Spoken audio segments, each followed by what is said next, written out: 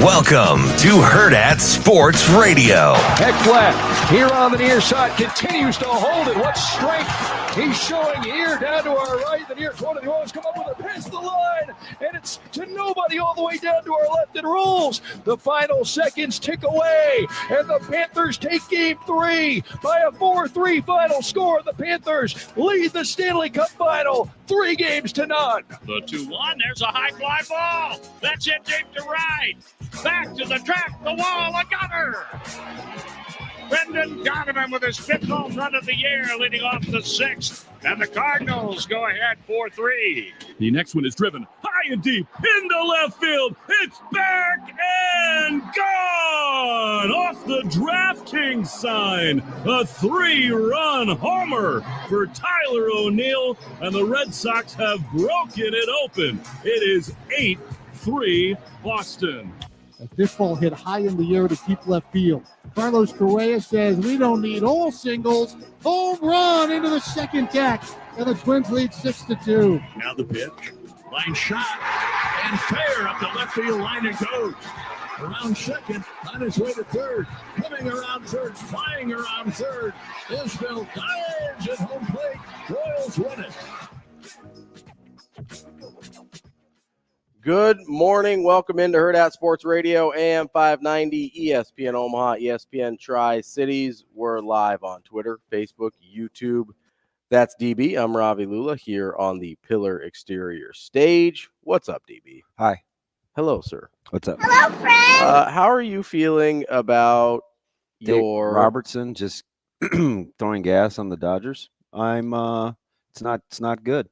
Oh, that's not what I was going to ask. Well, shut them down 2 nights ago. It was very nice watching Seager come back and hurt the Dodgers. Yeah, and then last night, don't love that. Runners on first and third. You got a chance, and he proceeds to strike out Mookie Betts on a ball that I thought was, man, great swing on it. Good late movement from Robertson. It's like, okay, Ohtani's up. Nope, he swung at a ball that was about 57 3/4 feet. Hit the plate. Hit the front of the plate. Didn't get a good look at it. And then he proceeds to get a swing and miss from my man, Mr. First Base himself, Mr. Freeman. Frederick? Yep. Old Frederique. So I'm like, you know what? It's going to be a Seager kind of series. Go John Tolman's. The Fighting John Tolmans are putting it on the Dodgers after they got beat 226-4 in the opening game of the series. It really wasn't 226. I feel like that would be a record. Yeah, that would be a record. They did hit 5 runs. That tied a season record. Yeah. I mean, not that I'm remembering the numbers or anything. I think, you might be keeping track a little bit there. Yeah, I don't know if you call it my kind of PTSD is post-Texas stress disorder. That's what I'm suffering from. Well, but, yeah. At least your Stanley Cup call seems to be working out. Yeah, I'm gonna make my good buddy. He's like my eyes and boots on the ground in Kansas City. I'm gonna make him some money. Yeah, that's because you called that before the Stanley Cup playoffs started. Yeah, he had to have gotten tremendous odds. I think it was plus 600. Yeah, I think it's what it was when you told me. Yeah, he's good at this stuff, and we kind of share information. He's really good with the golf stuff too. Yeah, he's a real quiet guy too. He's unassuming. I think a lot of it is because he loves his. He's a fan. He's like a dad through and through. Mm-hmm. Oh man, this dude loves being with his kids. Likes to cook. Works for I won't put him out there. People in the same genres like, Hawkins or some of those big companies. But his lovely wife is battling breast cancer. Oh, geez. So, we talk quite a bit. He is. We should have him do a segment. He's called in a couple of times, but he's really, really good in the local high school football scene in the area. So we talk a lot. He's actually given me a couple of guys early that I fired over to Nebraska. Really? Oh yeah, he's good. I trust his eye now because he's trending in the right direction. Yeah. He found a little random running back. Mhm. I won't give up the he found a little random running back. This was 2 years ago. Mhm. So I think he's a sophomore. He's like, hey, I really like this guy. It'd be pretty cool to have Nebraska get on him early. Now he recently just committed to K-State, and I think he's going to be really good there. But yeah, he's going to make quite a bit of money from the Panthers. Yeah, they got a little bit scary there at the end with the Oilers made it a little bit close, but I mean this thing's a wrap. Shane, did you watch or were you listening? I was watching, and we're looking at I don't know if it's brought up yesterday, but I was looking forward to see if it was brought up. But we're looking at the first time since 1983 that both series could be swept. Yeah, it's very unfortunate. And this It's been 26 years for the NHL just by itself, right? It wasn't good. Last time the NHL was 98. So 25. Yeah, 26 years. Yeah. Yeah, that's unfortunate. It changed on Skinner's misplaying of the puck behind the net when they went up 2-1. There was all three of those first goals were all misplaced. Were you like, what is going on? They just were too loosey-goosey. Yeah, that's one of those things where it seems like a big deal to me, and I don't know in the moment if it is or not, where I'm like, that seems like, what is he doing? Yeah. What's happening here? But I'm a hockey novice, right? Sometimes you see it in soccer, though. Yeah. Especially like the men's national team has notoriously had goalies. Yeah. A few goalies. Yeah. That like to think they're the fifth defenseman. Yeah. I'm like, hey, bud, what are you doing out there? They try to act like a sweeper. You see this little area here? Yeah. That's where you live. So it's like, it's like Kevin James and Hitch. You live right here, bud. Yeah, stay in here. Just stay right here. So it's like, what is going on? And that was it. That was all she wrote. Yeah, I remember watching that at the time and just being like, is this stupid or do I not know what I'm watching? That was pretty bad. That was. And obviously it played out that way for Florida and Edmonton. But, I think Barkov playing for Florida was huge because he has been a menace for Connor McDavid. I knew when he skated around. Man, Edmonton just has not been able to get their offense going at all. Oh, how about the power play? Like, this is supposed to be this. Well, and, they were talking about it on I think it was last night on the broadcast, where the Panthers sort of used to play that way, and they're like, I don't think we can win like this. It tightened it up. And they sort of, I think there was like a 73 goal differential in what they gave up last year versus what they gave up this year. And just kind of deciding to shift their mentalities a little bit. Yep. And you just wonder if that's what Edmonton would have to do. If you're gonna win a series like that, you can't be giving up goals to Tarasenko. I mean, they got a lot of other ways to get you. Yeah. So, and maybe poor Skinner. Maybe this is a stupid question, but it's probably not. I'm going to ask it.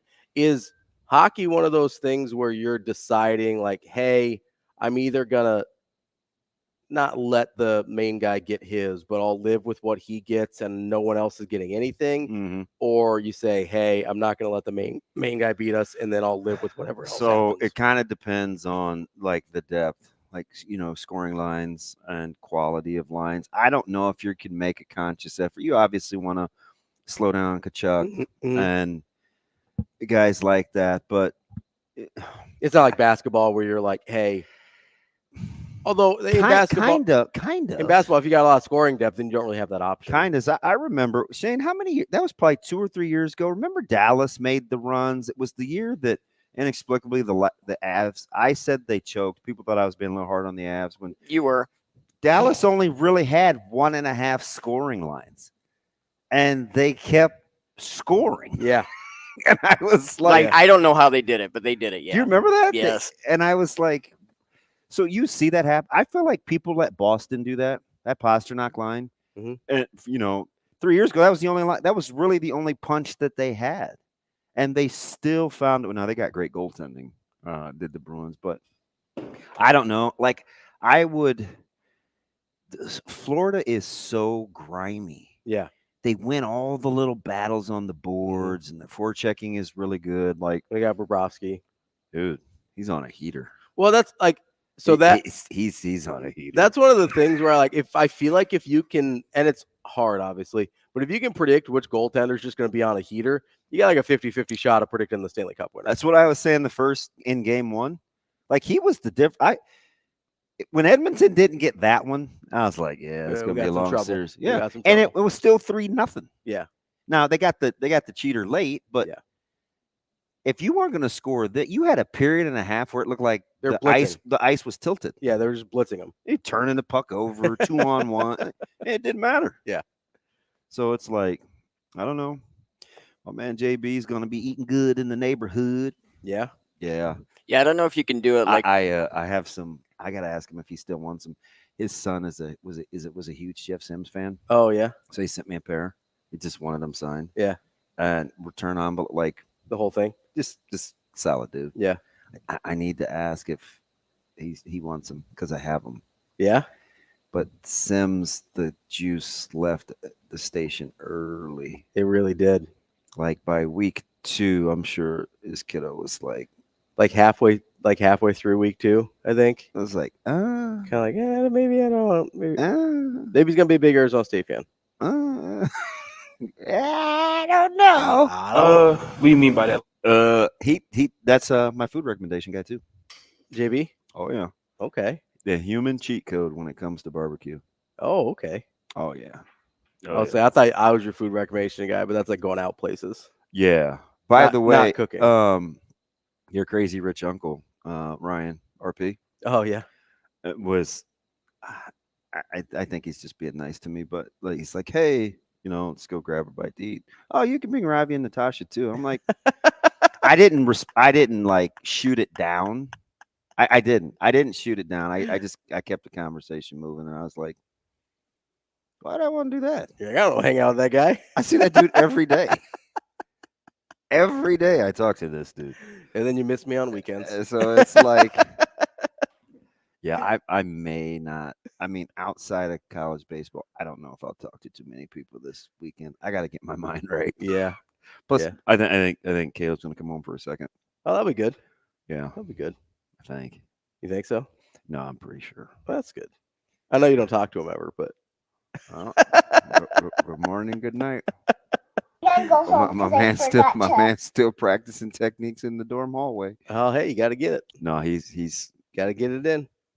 I put it this way. I'm a lot closer to you and Jay, and I got a couple of other people that were very, very positive. Yeah. And I was not. I'm probably closer to being in your guys' camp now. Yeah. Mm. Yeah. Yeah. Well, listen. Sometimes I know what I'm talking about. And I usually always do. so maybe it was a blind spot. It's probably a blind spot because it's your kid. Mm-hmm. I mean, that's hard not to. Like, I'd rather it be that way because most of the time, and I've seen this a lot, because it gets actually worse the lower you get in levels and the lower you get in talent, is parents thinking their kid is something they're not. Oh, yeah. On the other side, right? Yeah. Like, I was in recruiting visits where people are asking me, be like, okay, so like, what's his path to professional basketball? And I was like, he should have been born like 6'6". This is not like, if I was like, I swear I could totally see you just cutting someone down like that. I was trying to be nice too, but I'm like, I was like, I swear to God, if he was going to play professional basketball, I would not be here. Yeah. Because like, I know I'm not going to waste my time. I'm an NAI coach. Like, what I don't want to waste my time. So I'd rather it be like that, where you're like, maybe he's going to be okay, whatever, versus my kid has 0 scholarship offers. He's getting like maybe a partial to this NAI school. And listen, there's going to be a few. There are several parents like that in the surrounding area, and there will be. I'm shooting my shot here. There will be a lot of humble pie to go around. Man, it's tough, and this is why it was so hard to recruit against junior colleges. I just would like to remind people, it's hard to win and it's hard to be good. like I used to recruit against junior colleges all the time, right? And junior colleges sell the dream. Yeah. And I don't blame them for it, right? They've got the dream to sell because they send these guys. By the way, shout out to Kevin Stubblefield, who's going to what's the good JUCO? Indian Hills? Nope, in Oklahoma. It's not Seminole, is it? It's Crookston. No. Come on, think DB. Anyway, I'm not as familiar with the Oklahoma ones. I'm pretty good with Iowa and Kansas. The Okie State's president went there. She hang on, I'm gonna find it. Okay. But like the difference, what I was having is how I know she went there. I have no idea. Well, I mean, listen, sometimes you just know stuff. Kind of weird. The difference I was having is at a JUCO, you're selling the dream, right? You're like, hey, you can go to D1. We've had a lot of guys go professional out of here. Or I'm selling reality, right? Hey, you're having a talk with an NAI coach right now. Connor State. Connor State. Yeah. I'm not familiar with that one. It's okay. You'd be all right. And it's hard. Selling reality is hard to people that don't want to hear it. So I'd much rather deal with a parent like you that's like, no, my kid's okay. I don't know what he's going to do, whatever, than deal with somebody that's like, how are you going to get my kid to the NBA? And I was like, I'm not a geneticist. I really don't have any impact on that. You're like, that's not selfish. Selfish. I was like, I could make him a real good NAI player. That's about all I can tell you. I think it's a little easier to see in the more individual a sport is, but sure, it's way easier to see. I've always said this. Team sports, it's just hard to forecast. Basketball is by far easier to evaluate individuals than football is. There's way fewer moving parts. There's way more isolated things you can look at. Baseball is by far the easiest because it's super isolated. Man, I don't know. Ooh, I think it is. If you know what you're looking for in baseball, now. You see all these guys, they get such early offers in baseball, and the colleges continue to recruit over you. Yeah. As a freshman, as a sophomore, like they don't stop. At least like in volleyball, when you'll see early offers, like they don't recruit that position for a while. Yeah, because they're set. I think volleyball is outstanding in targeting in their evaluation. It's in. Yeah. I mean, 888-638-4876. Does that seem like volleyball doesn't miss? They've got a super high hit rate. Now, I wonder what it is because they get early offers. I'm not a doctor, so I don't know.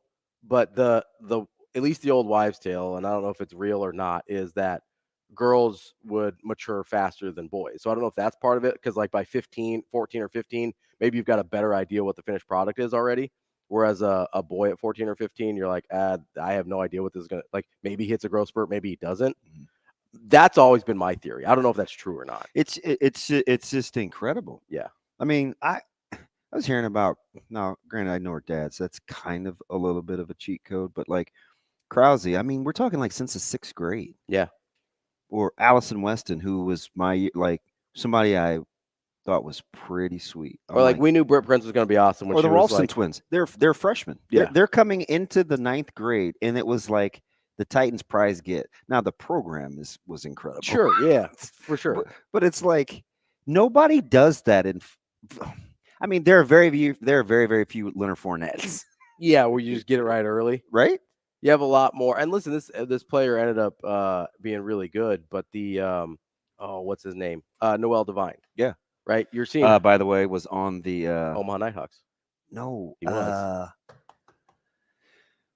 The dude on TikTok that does the top 10 forgotten players. Oh yeah. Noel Devine was on because he's up to like part 12. Yeah. It is sensational. Noel Devine is kind of one of the first like YouTube sensations I can remember. Yeah, I'm with you. For college football recruiting. Because you started seeing his tape when he was a freshman or sophomore. Yeah. And I'll give you another one too. Who's that? And it's weird because they're both running backs. I gave you Fournette. Derrick Henry was like that too. Oh, yeah. And he had those gaudy numbers. Yeah. And I'm like, he doesn't look like he's playing against anybody that's remotely interested in playing good football. Well, and but it translated. He also was just an enormous man-child compared to everyone he was playing. As was Fournette. He was, yeah. Noel Devine was different because he's little. Yeah, he's a little, and he was just shifty, little fast dude. But he, I don't think he ever got any taller, about 5'5". Yeah, and so that's a tough. Because we've seen some of those legends. Now it panned out, but most recently, look at a guy like Spencer Rattler. Yeah, they got on him early, and even the All-Star games, the Under Armour, I mean, he was like supposed to. Now, granted, the wide receiving core in that, and I think Oklahoma got them all. Yeah. It seemed like, but that was a God, they dominated recruiting. Got him! But I'm like, and he's in the league. I just watched his. Yeah, he was. I just watched him in fourth, fifth round pick. Yeah, and I just watched him in training camp. I just was on NFL Network because I'm kind of transitioning a little because it's almost camp time. Starting getting into football mode. And like he's off to a fairly decent start. And I was like, at some point he'll be able to rest and say, like, the revisionist history will say, oh man, this guy, I knew it. This guy was always pegged. But he took the long way. Now he's still in the league. Yeah. So you're in the top 0.0001%, which is incredible. But when you're talked about the way he was talked about, but he was there's lots of those guys. I mean, before I don't think football's nowhere near as good as like volleyball. And I get the gender thing and peaking is interesting, but I am not vibing with you on baseball. I think baseball there are a lot fewer Bryce Harpers. So I think it's much easier to identify the skill sets in baseball on an individual basis. I think it's way harder to figure out who's going to succeed because of how mental the game is. Baseball is hard because the things that matter the most you cannot measure. But in terms of like physical attributes, because in baseball you're like, oh, well, I wonder how well is he going to manage failure? Exactly. You're like, hey, is this guy going to be cool with being bad 70% of the time? Yeah. Because most people aren't. Yeah. Right. There's no failure in sports. Best case scenario is this guy going to be cool with being bad 70% of the time. And most people just are not wired that way. And so that to me is the differentiator in baseball. The skills. Because I even remember with Bryce Harper coming out of high school in Vegas, like people were curious about the competition. Yeah. Well, and then he went to play the JUCO. Yeah. Right. And people had less questions, but they're still like, well, they kind of set things up to be successful for him. Like, Bryce Harper answered the critics. LeBron. I mean, Ken Griffey was one that was like, if you want to go way back, like that's the guy that was tabbed and was it. LeBron actually exceeded expectations, if you can believe that. No, I know. That's the wildest thing about LeBron. Like, I'm not a huge LeBron guy. I know you're not either. But the fact that until the last year and a half, 2 years, hadn't had a lot of, and missteps is too strong of a word, had handled what came with early handpicked stardom extremely well. That was one of the things I was going to say. That's one of the things I'm most impressed with by him is he's basically been famous for 25 years now, starting at age 15, 16, whatever. Yeah. And what's the worst thing you can say about him? Yeah, maybe a bad social take, maybe not bad. I'm just saying like awkward. Yeah. Or poorly timed. Maybe going to Miami. So that's the thing. The worst thing you can say about him is the decision and how he made the decision, right?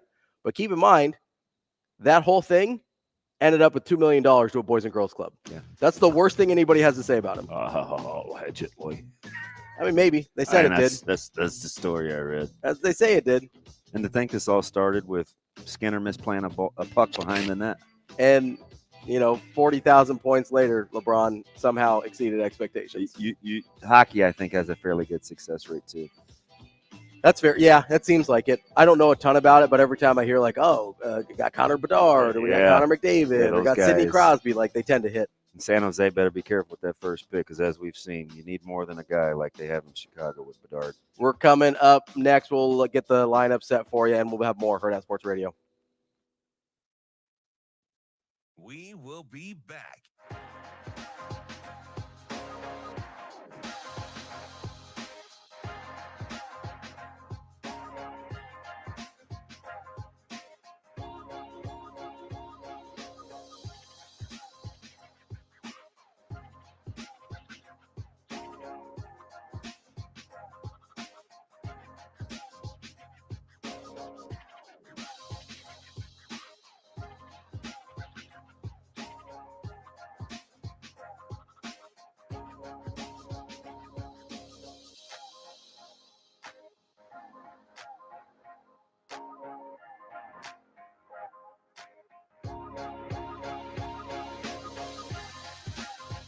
We will be back.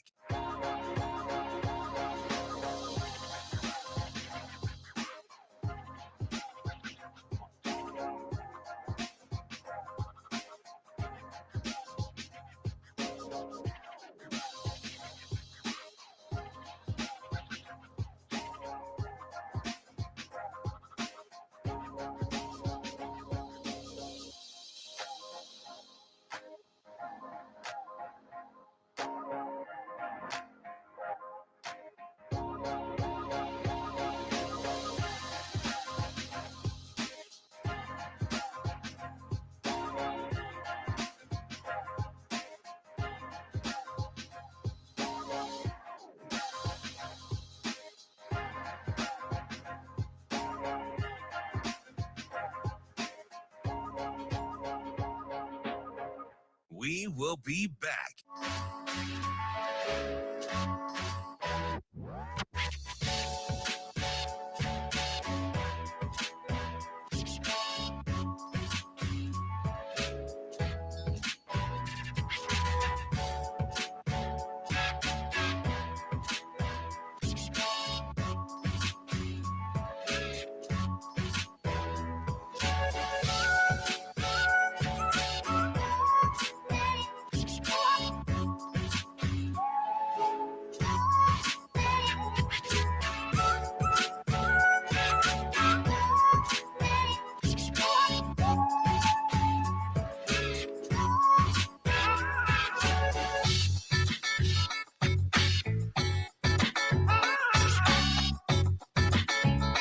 We will be back.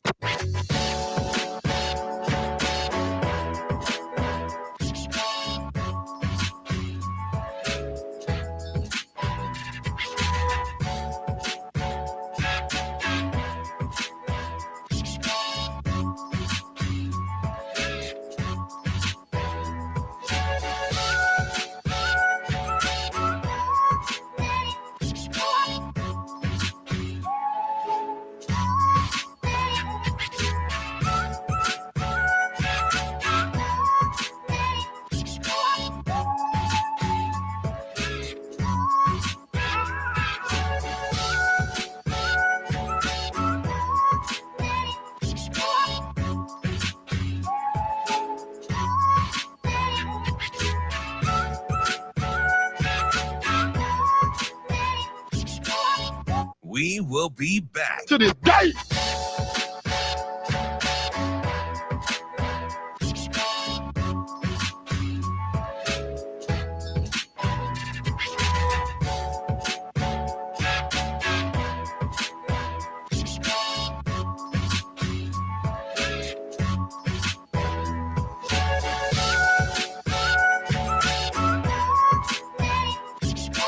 We will be back.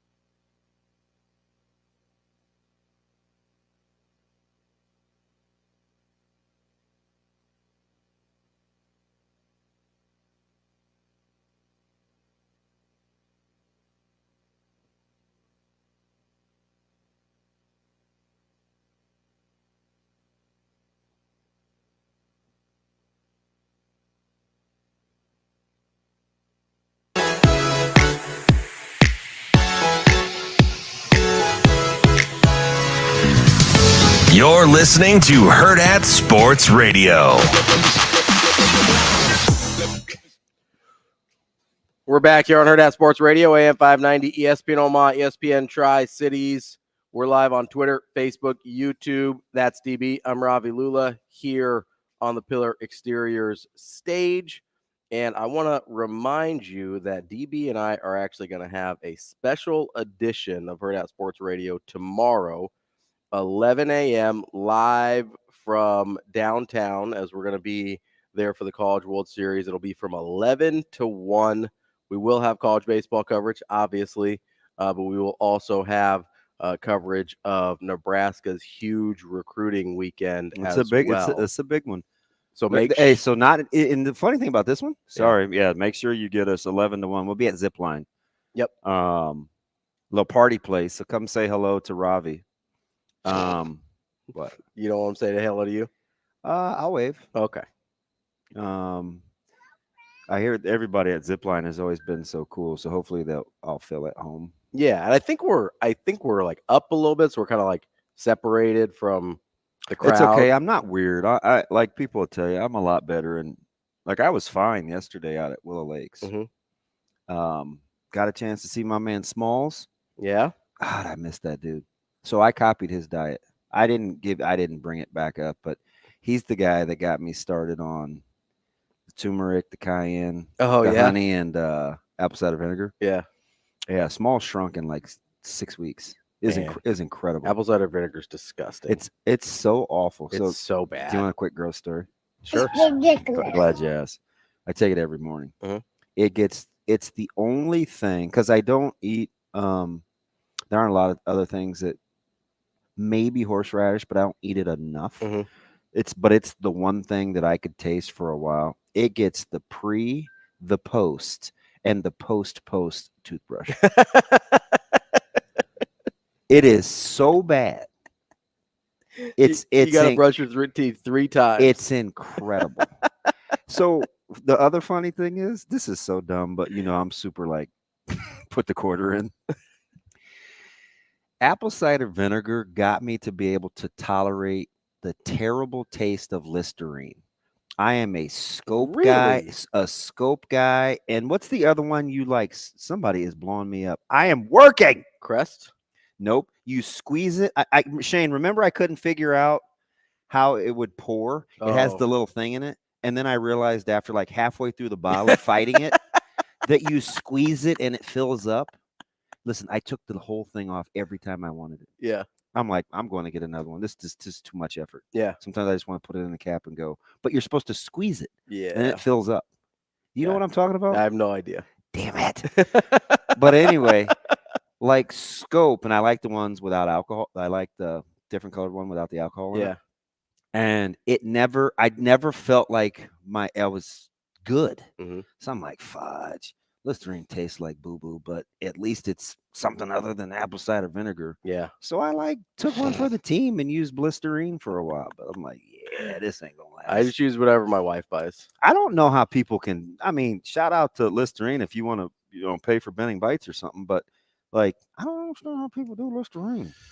Yeah, I don't like any of it, and so whatever the wife buys, I'm just like, we're just gonna choke it down. I mean, not actually swallow it, right? But you spit it back out. It's awful. No, I'm kind of a swallower.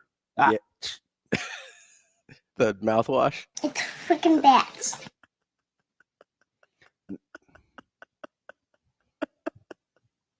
I'm a child. I'm sorry. What? Go ahead and knock it off. Shane, cut it. I I didn't think you were supposed to because it's got all that grime in there. I don't know.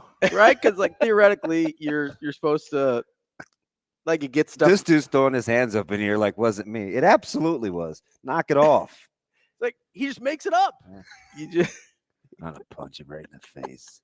because you got all the grimy stuff in your teeth. You're supposed to spit it back out, right? Oh man, not in the morning. I haven't eaten anything. Well, still, what are you using it for then? And plus, sometimes like when I'm in the car or I get out, like I'm super paranoid. I either have a hand. We were at a Nebraska practice. Yeah.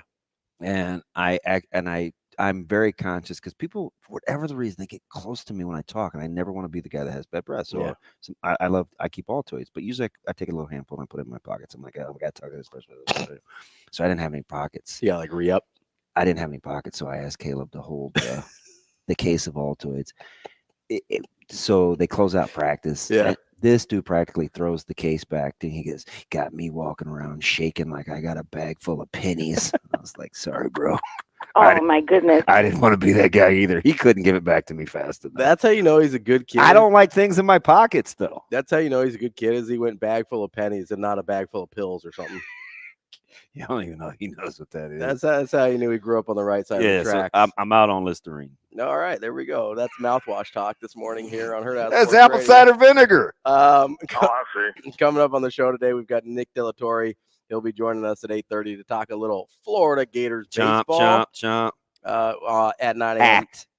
Huh? It's Act. What? Thank you, B. What's Act?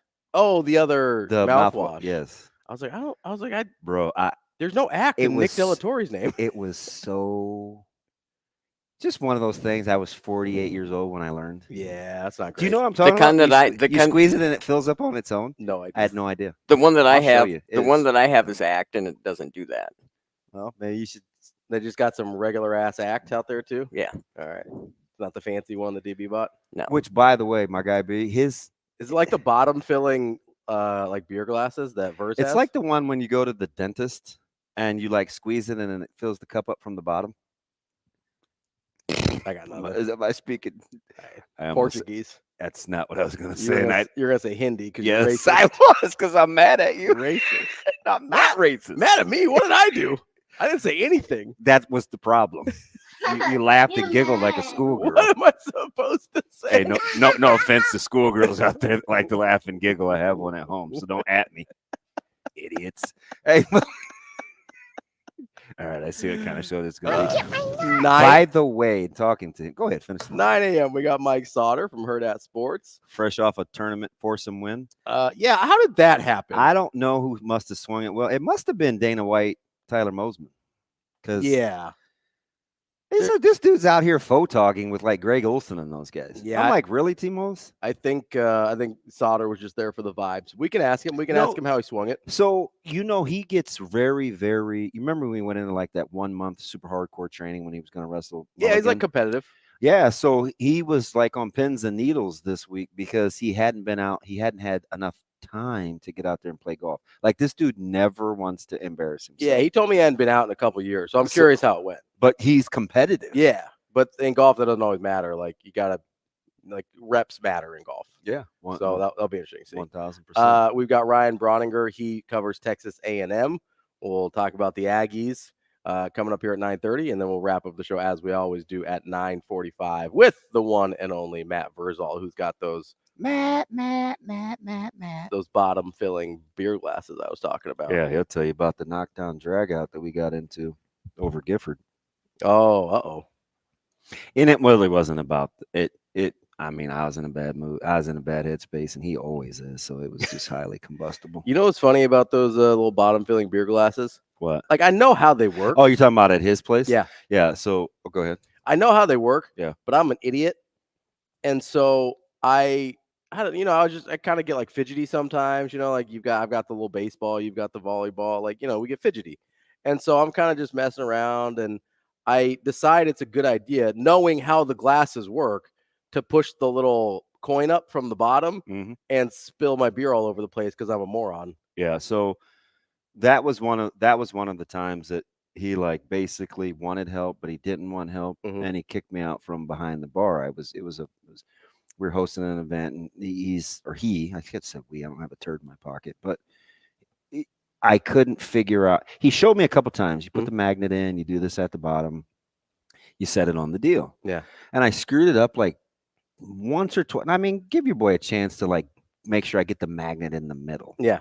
It was off a little bit, so it was a little leaky under the thing. And he goes, in typical, almost said a word I can't say. Don't say that on the air. In typical, it's not really a cuss word, but anyway, fashion. He gives me the, give it here. And it's like, do you know how, like, I don't know, for some people, you like rather get cussed out than to have somebody. It's kind of the sigh he gave me the other day when I didn't realize I was supposed to have a dummy account. Yeah. Like those make you feel way worse than him just calling you some X, Y, and Z and whatever. Because like, give it here. Burr's cursing at you is like breathing. Yeah, right? Like that's just whatever. No big deal. It's no big deal. Yeah. That's DB. I'm Ravi Lulla. We will be back here on AM 590 ESPN Omaha, ESPN Tri-Cities. Coming up next to wrap up hour number 1 on Hurrdat Sports Radio.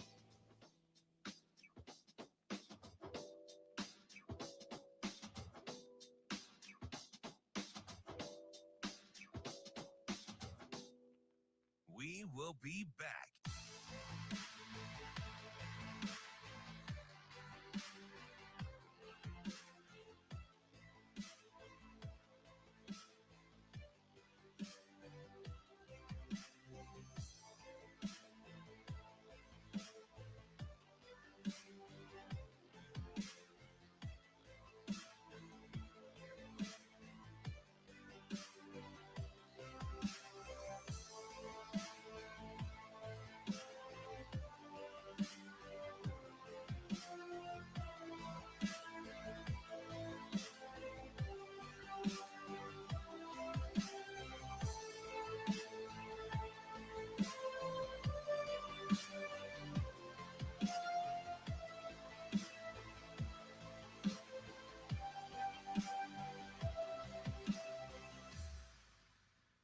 We will be back.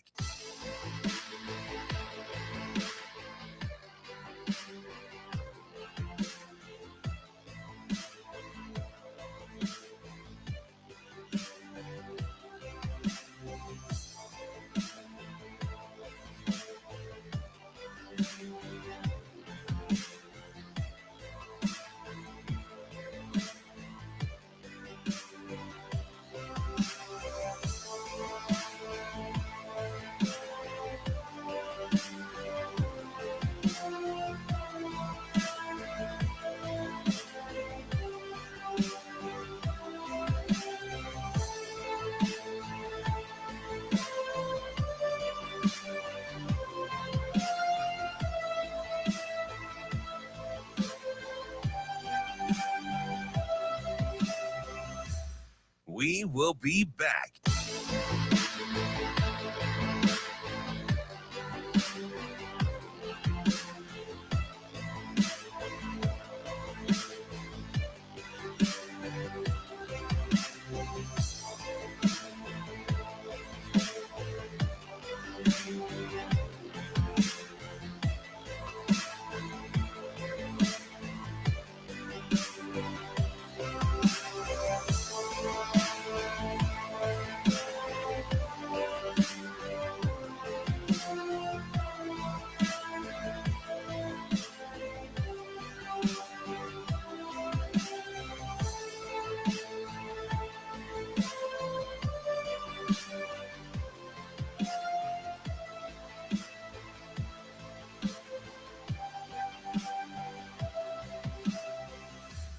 We will be back.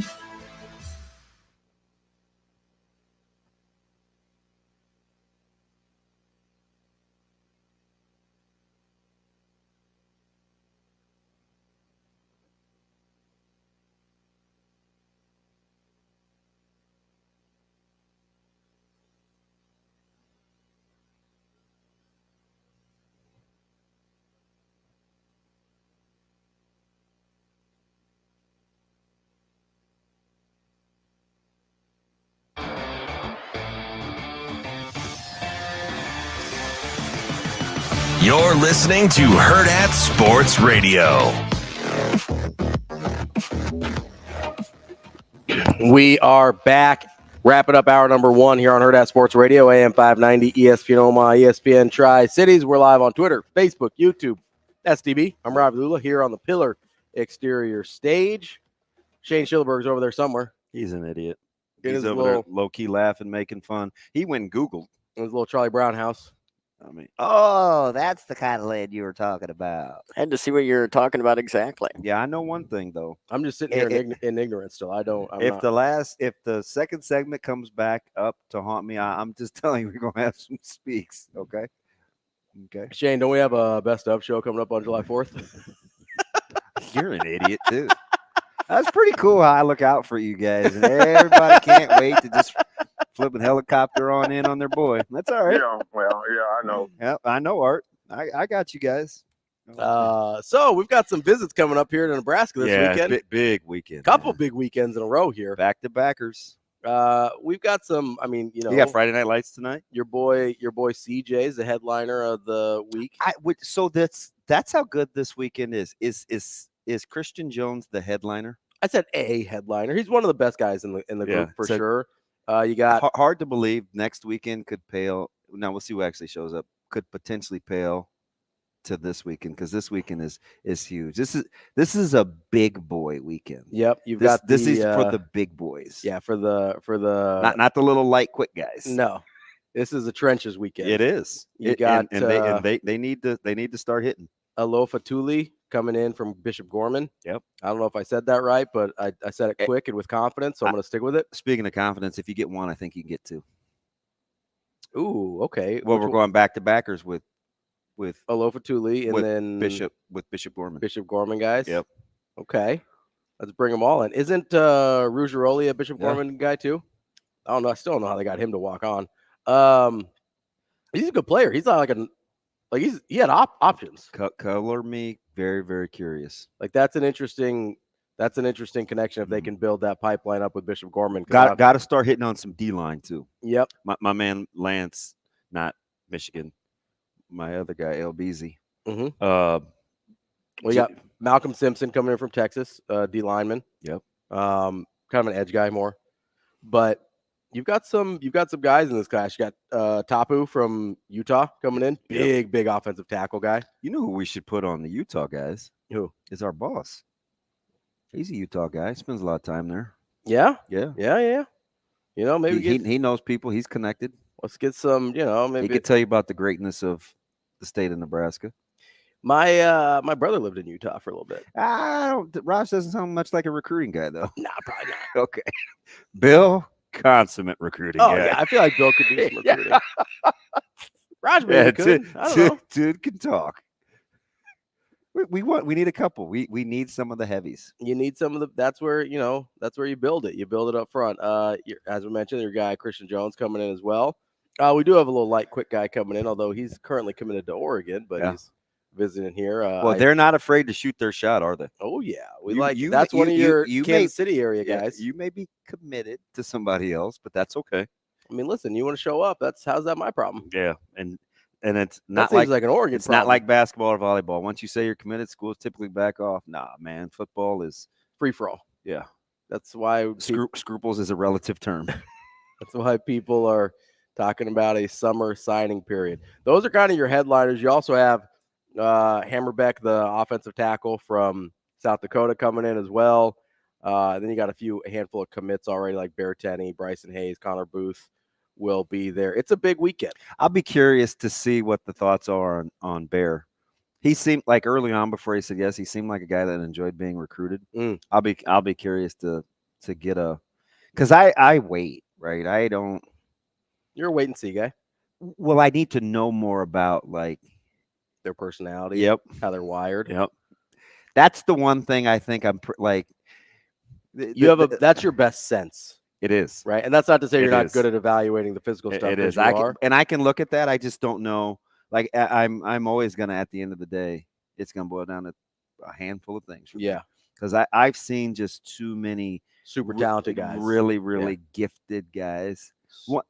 One of the best players I ever saw physically, barely anybody from Nebraska ever remembers. In 93 or 4, he came in with Leslie Dennis. Nebraska was on this stretch of Manatee guys. Bradenton. This dude Tommy was started the pipeline. Him and Tyrone Williams. Justin Stevens was a linebacker that Nebraska got in that was flat out terrifying. Big, fast, had the gold front before people made it fashionable. Yeah. I mean, straight out of the 2 Live crew, right? He was so flipping good. I mean, an absolute terror when he was redshirting on the scout team. And we had all these little insight. Ask anybody that was either on that defense or was on one of the top 2 offensive units that had to go against in scout team. Yeah. And for whatever the reason, man, just couldn't put it together. No. And he had boys there. Like Leslie was there. Tyrone Williams was there. We were talking about highlight films the other day. Tyrone Williams still has one of the top 3 or 4 highlight films I've ever seen. Really? You're talking about Noel Devine? Yeah. Tyrone Williams was like, I don't know, man. My dude was like Bill Walsh, 94, man. He would. That's a reference. He was incredible. Yeah. I'm like, this dude's better than T. Phrase. Tommy would be like, yeah, right. Yeah, he's playing defense now. but like we hadn't seen a ton of highlight films. Like people weren't really doing them. Yeah, that wasn't nearly as much. We're like, thing back put in the tape. Yeah. Let's roll Phil. Yeah, now you just get online. So it just like for talent, I like talent, but I also like guys that show some fortitude and can hang in there. We were talking about quarterbacks coming back in the Metro and the ability to deal with having to share the ball. I was telling my buddy, and the mouthwash thing got me thinking about him because he's coming back. His son is a quarterback at Central, BJ Newsom, and ton of experience. He should be in the discussion of experienced quarterbacks coming back. Okay. This flies under the radar at Central because they haven't made a playoff run yet. A lot of and he probably gets overshadowed by a lot of the young talent that's getting offers and stuff like that. You still got Pittman there. You still got Haney there. I think Liggins is going to be pretty sweet. Yeah.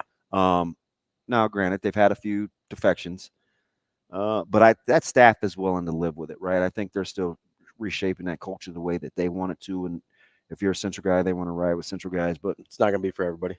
No, but BJ's a guy, and I told his dad this a couple of weeks ago because he was – he's doing the camp thing, and he's one of those guys that you described the other day about quarterbacks that they're out there that don't play the game. Yep, and just need like 6'1", 180, and he's not that big yet, but he's a good natural thrower of the football. Guys that just don't do the camp stuff and don't play the game to get the offers. Yeah, and we kept getting interrupted, so I had to call him back like every 6 seconds. But I was traveling on 72nd Street, which for whatever the reason, east to west, north to south is an absolute nightmare. It's the worst. I can't believe it. Driving north to south on 72nd is the worst street. And 84th isn't any better either. No, it's the worst street in the city, though. So I'm like, next time, note to self, go to 96. But anyway, we're talking. I remember the last thing I said to him, because he's got Ackerman and Elijah Wayne and some of these guys in Pittman and can hand the ball off to Haney. And I said, you know what, the thing that I like about BJ is he doesn't have to. Because you have to look at this as an opportunity. He's lost some weapons on the outside. I said, but here's the thing that you can hang your hat on with him is he's the G word. He's just kind of grimy. Good kid, minds his own business, and you don't have as much stress to force feed or to get guys or to make sure because you could just tell he's a product of how he's been raised. So not a selfish guy. So now you just get to look at it as an opportunity. You get to exhale, just go play ball, right? No pressure. Ride with the guys that want to riding with you. That want to get in the car with you. Yeah. Don't worry about who else you can go pick up, right? So don't worry about who you can go pick up. Don't worry about who wants to get out. Yeah. Ride with the guys that want to be in the car. So that's one of those quarterbacks that I think we should probably quietly keep an eye on. Yeah, because they have some good young. I'm not sure about what they're going to do up front, but I get the whole Prince going to Millard South thing, and everybody's kind of in their feels about that, and I understand. I do, but just keep whatever school you're at. Do the culture thing. Culture, especially at the high school level, it matters everywhere. Just ask the Cowboys, but especially at the high school level, culture you can win a lot of games with it. Stay together. Stay together. Well, and because other schools won't. A lot of other schools won't. And the other thing with high school is there's only so many, and there's a lot more right now than there has been in the past. But there's only so many of those like high level guys, right? Yeah. Everybody below that is probably not playing past high school. They maybe are playing like some D2, NAIA ball, whatever.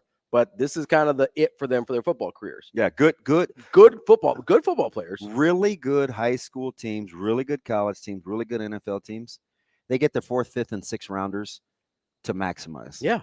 And there's a lot of in this scenario, your 4th, 5th, and 6th rounders are guys that aren't going to play past high school, but they're really good high school football players, right? 1,000%. And those are the guys that you usually need at some point, because most teams aren't going to be either like Millard South, where you got 8-10 guys that are going to have Division I offers, or like 03 Millard North, where you had 8, 10, 12 guys with Division I offers on that team. Most teams are going to have maybe 1 or 2. Yeah. And then you got 20 other starters that you got to figure out. And how do you figure it out? Is make sure the culture's right. That's a good place to start. That's DB. I'm Ravi Lulla. We've got more Hurrdat Sports Radio coming up next.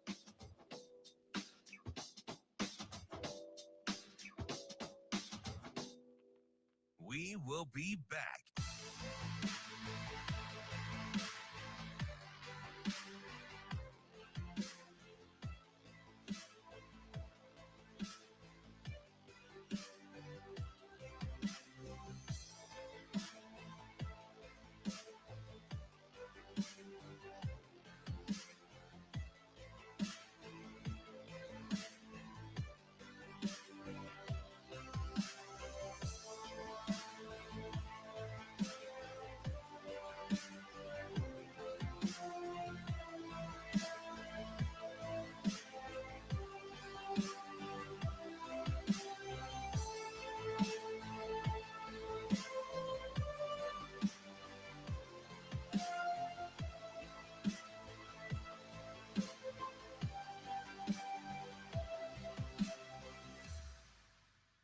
We will be back.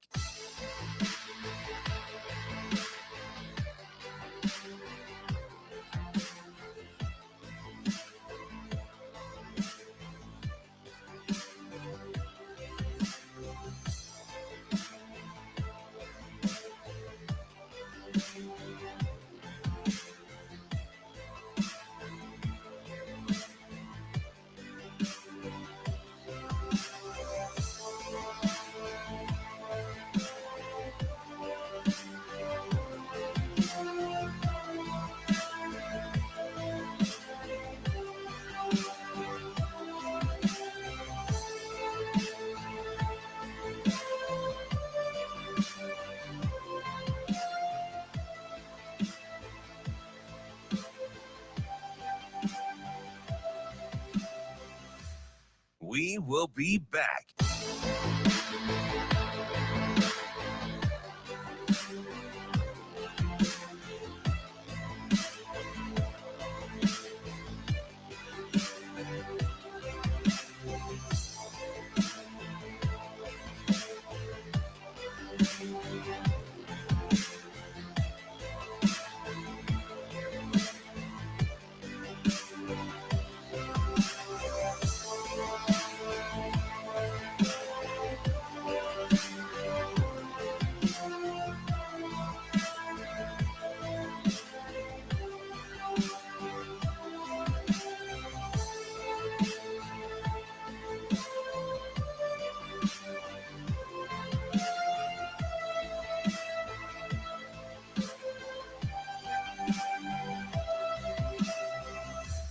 We will be back.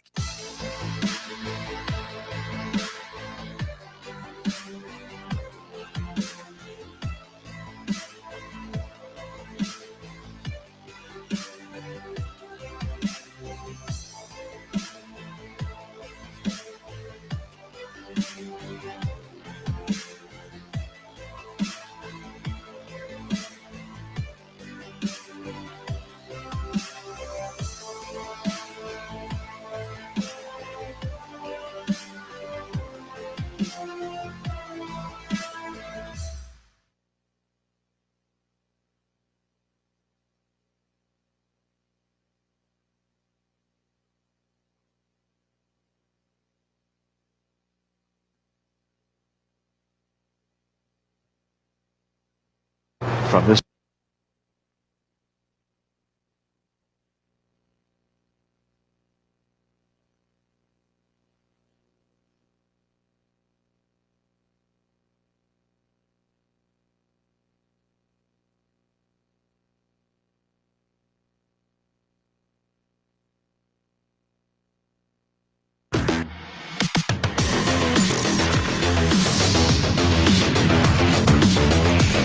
You're listening to Hurrdat Sports Radio. From this bunker, this monster par 4. How open he's got that blade. Maximum spin. Gorgeous shot. He hole it is good.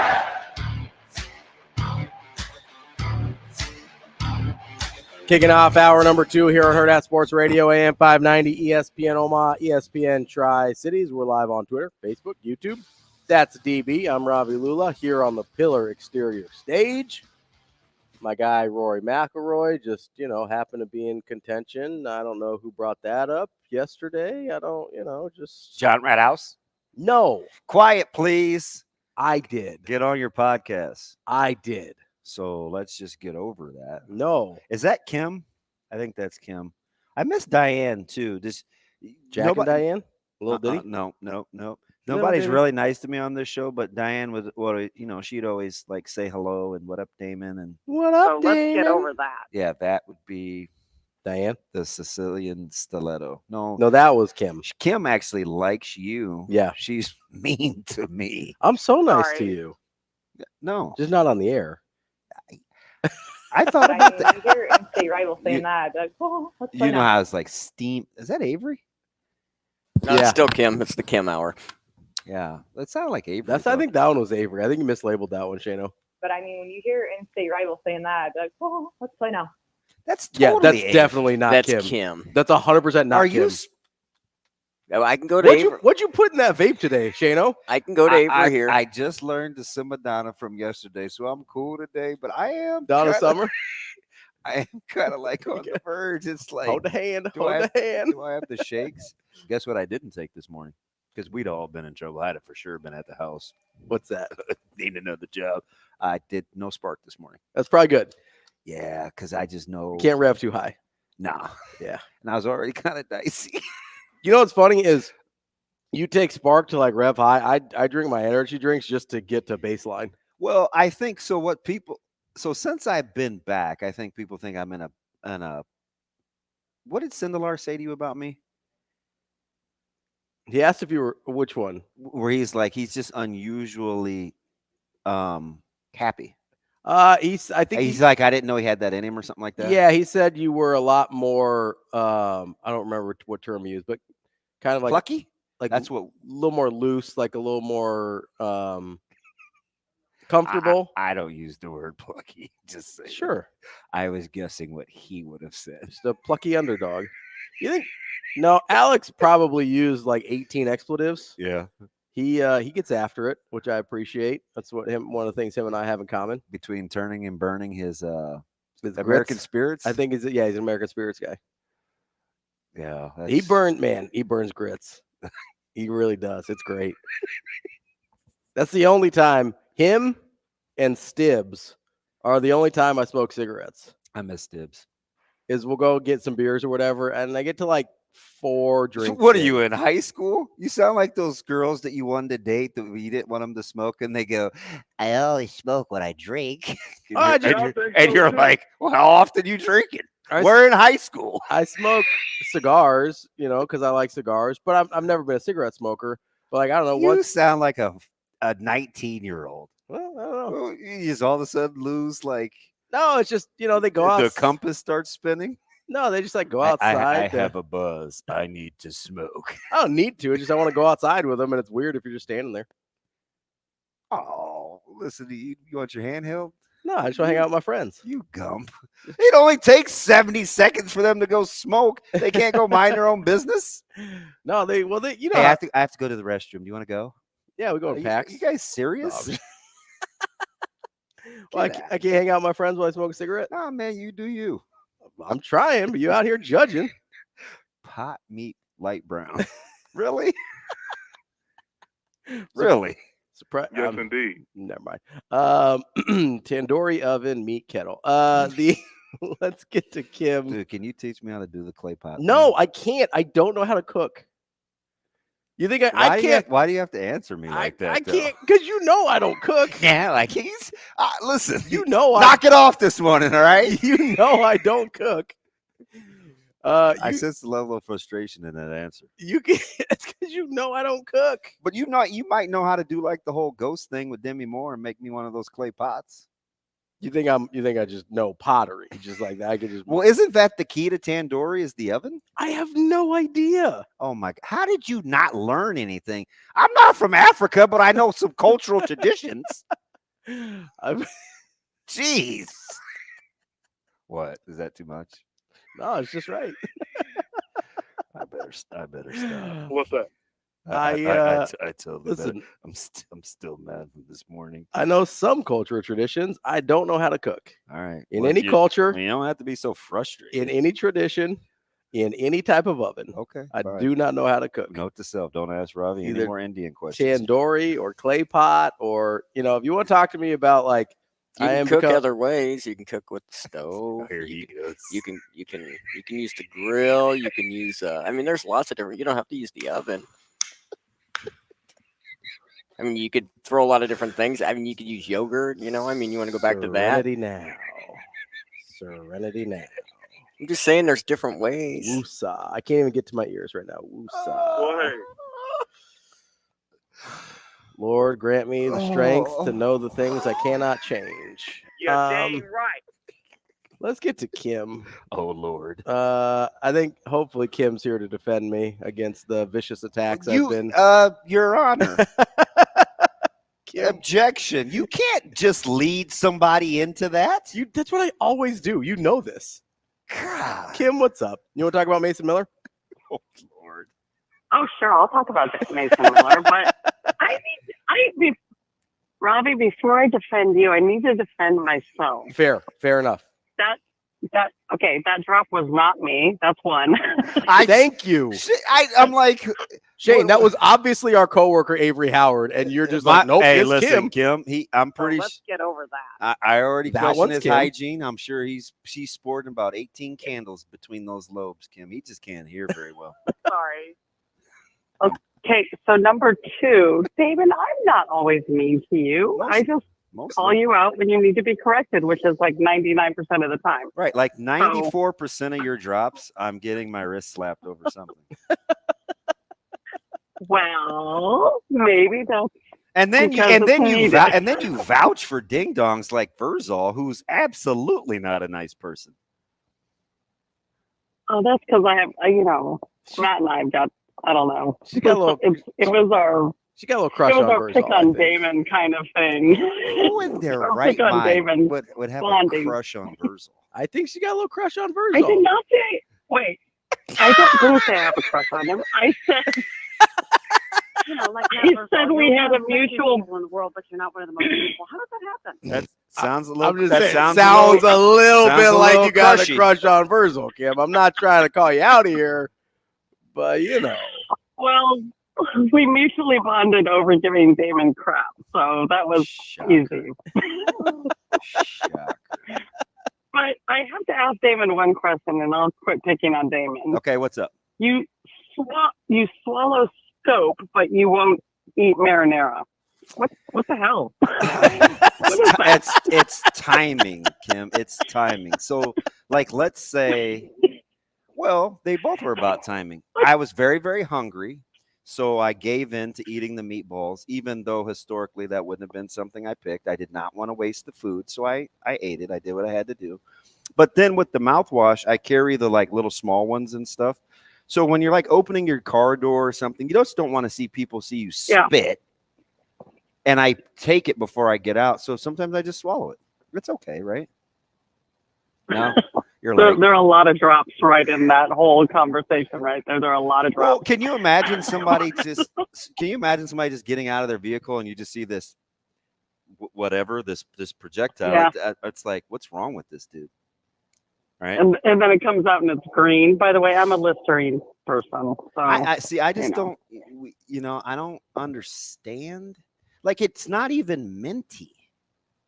What's the point? Yeah, but it burns, and it makes you feel like you're doing something because it burns. You know what? I kind of could get that. That's why I never got away from bar soap. Bar soap gave me the illusion I was getting cleaner. And I'm black. Yeah, so and then Ravi, Ravi doesn't need to learn how to cook. He's got a wife that's amazing. Yeah, but he says she doesn't like to cook for him. It's true. She doesn't cook at home because she's does it all day at work. So we tired of cooking. Yeah, we just go out to eat most of the time or first world problems. Although I would like to learn how to cook some Indian food. Don't ask Ravi. My dad's got you covered. My dad is the master. Apparently he gets offended. Because you know me and you know I don't cook. Let's not act like I you will would say ask that me they- how to make good fried chicken. You absolutely would. Because you cook, not because you're black. Because you cook. Wow. This is a really funny conversation. I'm not just like going up. Because he's over here fibbing. I'm not just like going up to every black guy and be like, hey, can you help me out with some fried chicken, bud? You got any Rex? Or I don't really hang out with any other Indian people, so just because I ask you doesn't mean that I'm pigeonholing you. Fudge. I asked you because All right, I know Robbie, you cook. Go ahead, Okay, Kim. Robbie, we have a Mason Miller question here. Is he beefing up over the summer? I hope Put on so. some weight? I think so. He's Needs to put a little weight on. That's going to be the differentiator between him and Jackson McAndrew, I think, is But McAndrew's going to play. McAndrew's going to play, but I think how much McAndrew plays is going to depend on how strong he is and how much he can hold up physically in the Big East. And if Mason's able to kind of keep that edge over him physically, it'll give him an opportunity to earn some more minutes. They're both going to play. Trout's going to play, although I've heard Trout's like gone the opposite direction. He's slimming down a little bit, which is good. Which was good for him. Yeah, I think he's so you got a lot of options at that 4 spot. I actually think it's a really good spot for Creighton. We also have one open scholarship. Eat it. Anybody? Just eat it. Anybody? Just keep it. Just hold on to it. You just hold on to it. You got to, you never know when something's going to come up, right? So you got to, Right. They usually try and keep one open unless they find a guy they really want to spend a flyer on. I think we need somebody that can get to the basket like Tyshawn Alexander used to, or Marcus Foster. That's all I'm saying. You know what would have been really cool if they had recruited St. Thomas, who was in their backyard. I know. I can't wait to watch him. I can't wait to watch him with Musselman. Now plays at USC, which I don't know if you know this. Eric Musselman is a pretty good basketball coach. If you can play at USC for Musselman, you probably could play at Creighton. I can't stand Eric Musselman. Oh my God. I'm not really? Why? I'm not a fan. Is he just too over the top? He's a weirdo, but he's. Did you see what he did in that Maui tournament? He was I almost said something. He's a jerk. Let's just say he was a jerk. This guy rents an Airbnb on the beach, so when they do transfer portal and recruiting calls, the staff goes over there and Zooms and FaceTime so they can see the beach. Oh my God. Oh yeah. That's pretty smart, actually. It's really smart. I mean, because what says SC in being across the street from Watts than doing Zoom calls? Well, yeah, I mean, from the beach. He's just just a short drive down Pacific Coast Highway. He's lying. It's smart, but he's lying. Hey, our school's behind gates, but don't worry about that. What do you want? The beach is just a short traffic drive away. You want him to have like South Central in the background? Like, what do you want him to do? All right. He's just gonna have. He's just gonna have a great weekend, guys. Thanks, Kim. He's just gonna have Ice Cube and like Straight Outta Compton right in his background. They're like, what do you want him to do? It's smart. You don't think you can get some hoopers by just holding up a cheeseburger? Anybody want this cheeseburger? You probably didn't see Menace to Society, did you? Nope. Of course not. I thought you were doing another black thing here, and I was like, cheeseburger's not the food item I'd have gone with there. I'm not gonna tell you what food item I would have gone with there because I value my employment. Okay. You good? Huh? You good? Mm-hmm. You all right? You asked me the same question last year, Eric. You seem very hurt right now. I'm good. You seem very hurt right now. You're gonna be all right? Also, for what it's worth, I would never ask you how to make anything. I would just be like, "Hey, will you make me something?" And then you would. That's probably true. Because I've been waiting on some more of those burnt ends for a couple months now. I am gonna do those. Okay. Probably around not this weekend, but next weekend. Okay. I mean, I'll go to the grocery store if you need me. I'll do. Yeah, it's called a packer. Corned beef. It's a packer. You can go right across the street, Restaurant Depot. Yeah, you're gonna have to go with me because I don't know what any of that means. We're gonna do this thing again. We're gonna keep this thing rolling. I'm not asking for handouts. Like I'll pay for the burnt ends. I just want the burnt ends. I got you. But you are gonna have to facilitate the purchase because I don't know. And you can get lost in there. It's a pretty cool little spot. I don't know any of the words you just said except for burnt ends. It's the flat and the point come together. Is that like throwing out to a back in the flat? You just those swing passes, they're harder than they look. Yeah, for $275 million, you better get better at that. My guy, the generational talent, Trevor Lawrence, got paid. That's fine. He got the For whatever the reason, enjoy that. fat stat. No, I actually don't care if he's good or not. Because that is so you. A guy that you, literally first person shooter mode, right? Just standing on business. Yeah. Now you don't care if he's good or not. I never cared if he was good because the talent and production are two different things. Unbelievable. I don't care what he produces because the talent is there. And if you want to disagree with me, that's fine, but you're wrong. The talent is obvious. The production, listen, he turns the ball over a ton. I get it. He also took Jacksonville to a playoff win, which is not easy. Yeah. I just, like almost impossible, right? Like Bortles did when he beat the Steelers. And Blake Bortles will forever live in like the lore of great Jacksonville quarterbacks. Get out of here with that, man. That's ridiculous. Like, are we going to act like Blake Bortles didn't do that? Oh, he did. Okay. Which is the best thing. Would you have? So, like, you just wake up thinking of Blake Bortles because you wouldn't. All the time. Well, took him. They got a playoff dub. They got a couple playoff dubs with Blake Bortles. I think two, maybe one. I don't know. So that was your quantifier.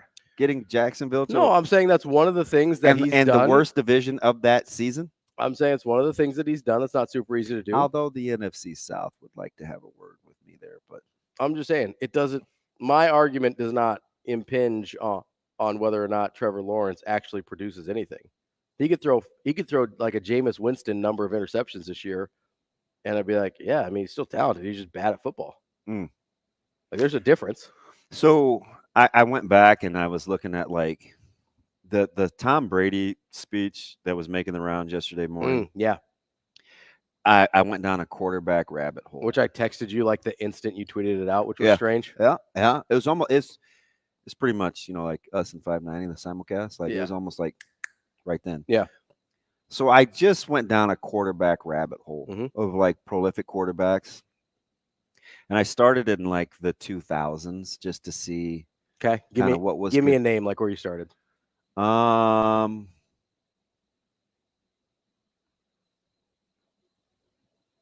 trying to remember who. Like Carson Palmer, 05. Ooh, I like Carson Palmer. So Carson Palmer is a guy that I always loved. Well, you're an SC guy, and like people would give me a hard time that Carson he wasn't really good. Productive enough, right? He was in a terrible franchise for a long time. But he went like, I don't know, 36-16 or something like that, touchdowns to interceptions.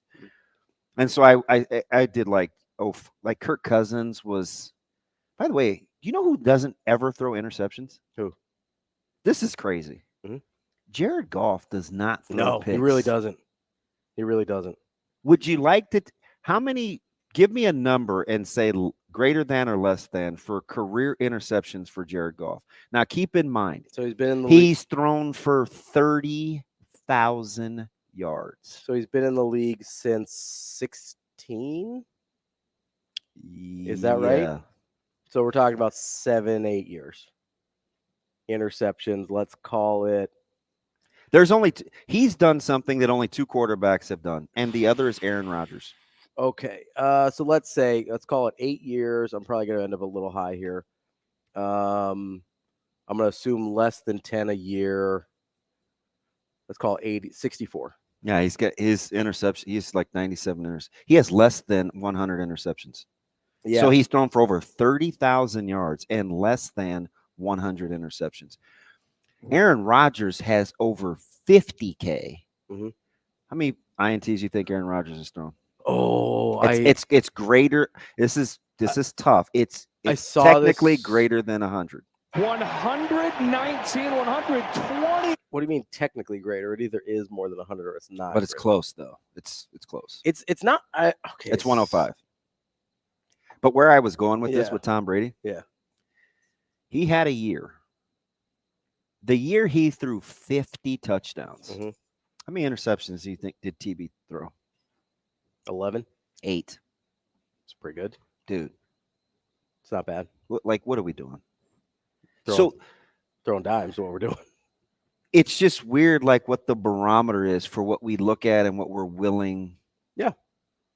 Like Patrick Mahomes is in a whole nother stratosphere. When you look at his statistical yardage, the amount of touchdowns, and how little this dude actually turns the ball over. We were lamenting over Favre for going 30, 37, and 22. Mm-hmm. I mean, you're not even 2-1. Yeah, it's a lot of interceptions. It's a lot of interceptions. I don't know. I just think I'm not a Favre guy though either. So I and so I'm looking at guys, because everybody's high on the Colts. Mm-hmm. Anthony Richardson. I'm like, well, Anthony Richardson. We know absolutely nothing about Anthony Richardson. But if he true to form, if he doesn't turn the ball over, mm-hmm. like that's automatically a different deal. It just puts you in a different category. What historically do we get from young quarterbacks, especially young mobile quarterbacks? They turn the ball over a ton. Yeah. Makes CJ Stroud look pretty elite. Yeah, CJ Stroud looks incredible. Yeah, it doesn't. If he can replicate that again, then we'll be like, okay, this is real, right? Yeah. Trevor Lawrence throws a lot of picks. Yeah, he throws a ton of interceptions. Like I don't get it, but I mean, some guys. But like you said, he doesn't have to be good. Doesn't, because he's already talented. I mean, they're not giving him that contract on what's happened. They're giving him that contract because they think he can still be what his talent would dictate. No, I think it's actually he's better than what's out there, and it's the cost of doing business for. Dude, Tua may get $50 million. Tua statistically probably deserves $50 million more than Trevor Lawrence does. I would agree. Even skinny Tua. I mean, we don't know about skinny Tua yet. Have you watched him? I've seen him, but he already looked like he was going to be broken in half. Why would he do that? I only know about thick with 2 C's Tua. I don't know about skinny Tua. What? When you're little like that, you kind of need to. I don't know sometimes whether to put my arm around you and pat your head like you don't know any better, or to try to put you in a guillotine and just get it over with. Oh, I definitely think you're closer to choking the life out of me than giving me a hug. That's fine, though. Thick with 2 C's. Like, it's still 8:15, man. Yeah. Like, what's going on? It's 8:22. We got. I'll take it. Like, we got some time. Doing some good things. Well, it's like those littler guys. You got to be thick to. Is that a word? Littler? Is that worse than purpler? No, littler is an actual word. Okay. Are you sure? Yeah. Why not just say smaller? How in that? Because I like littler. But it has 2 syllables and an LE. And littler. So why can't I use purpler but not littler? It's the same. It's the same English rules. You remember we were just talking about English? Yeah. How it doesn't really make any sense, and it kind of just does what it wants. I'll look it up at the break for you. I don't know. Littler's a word. I don't want to lose lunch, man. I need to bag that. I still owe you one. Meal. I still owe you one. You know how many burgers I can get at? I'll walk into this kitchen, and I can use our discount. Ooh, you know what? I could make $20 seem like 24. Woo! Let's go. Woo! You know what I could? You know what I could eat off this menu for $24? A ton. More than you can eat at some other places that are a little bit overpriced that a lot of people might go down to this weekend. Stop it. Speaking of Mason Miller, anyway, the show will continue next with Nick De La Torre here on Hurrdat Sports Radio. Talk about Florida baseball.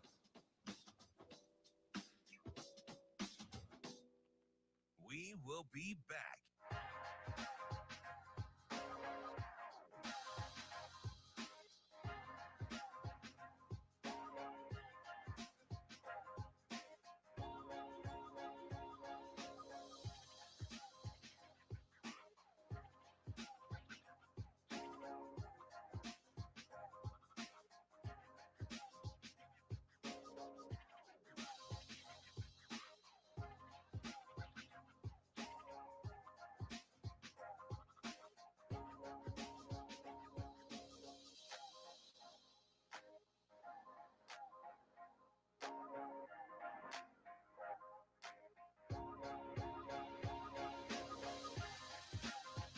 We will be back.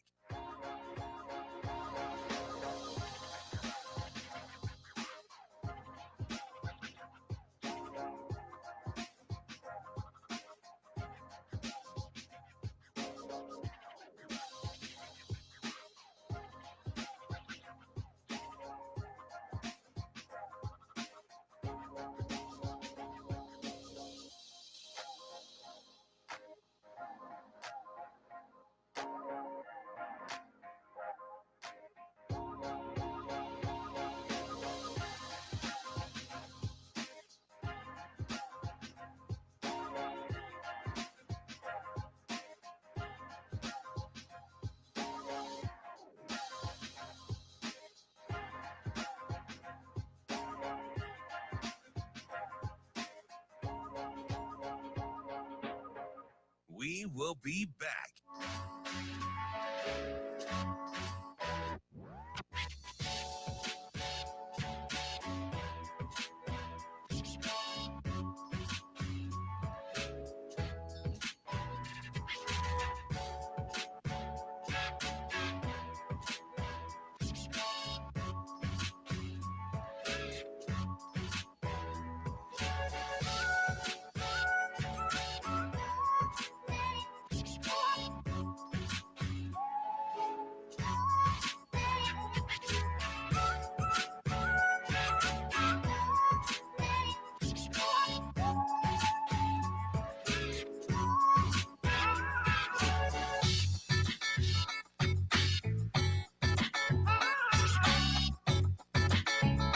We will be back.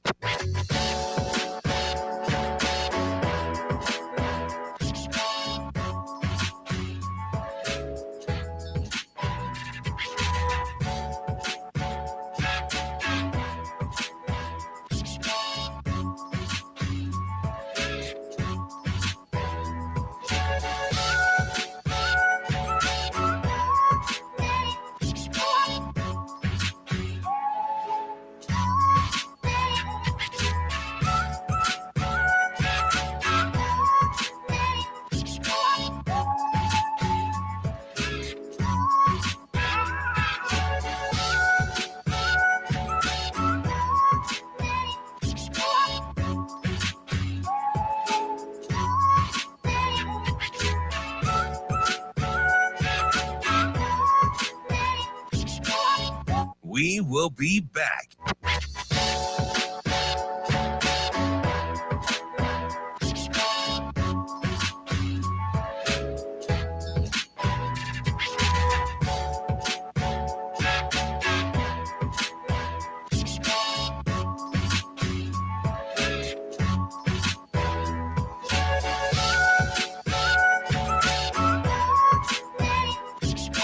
We will be back.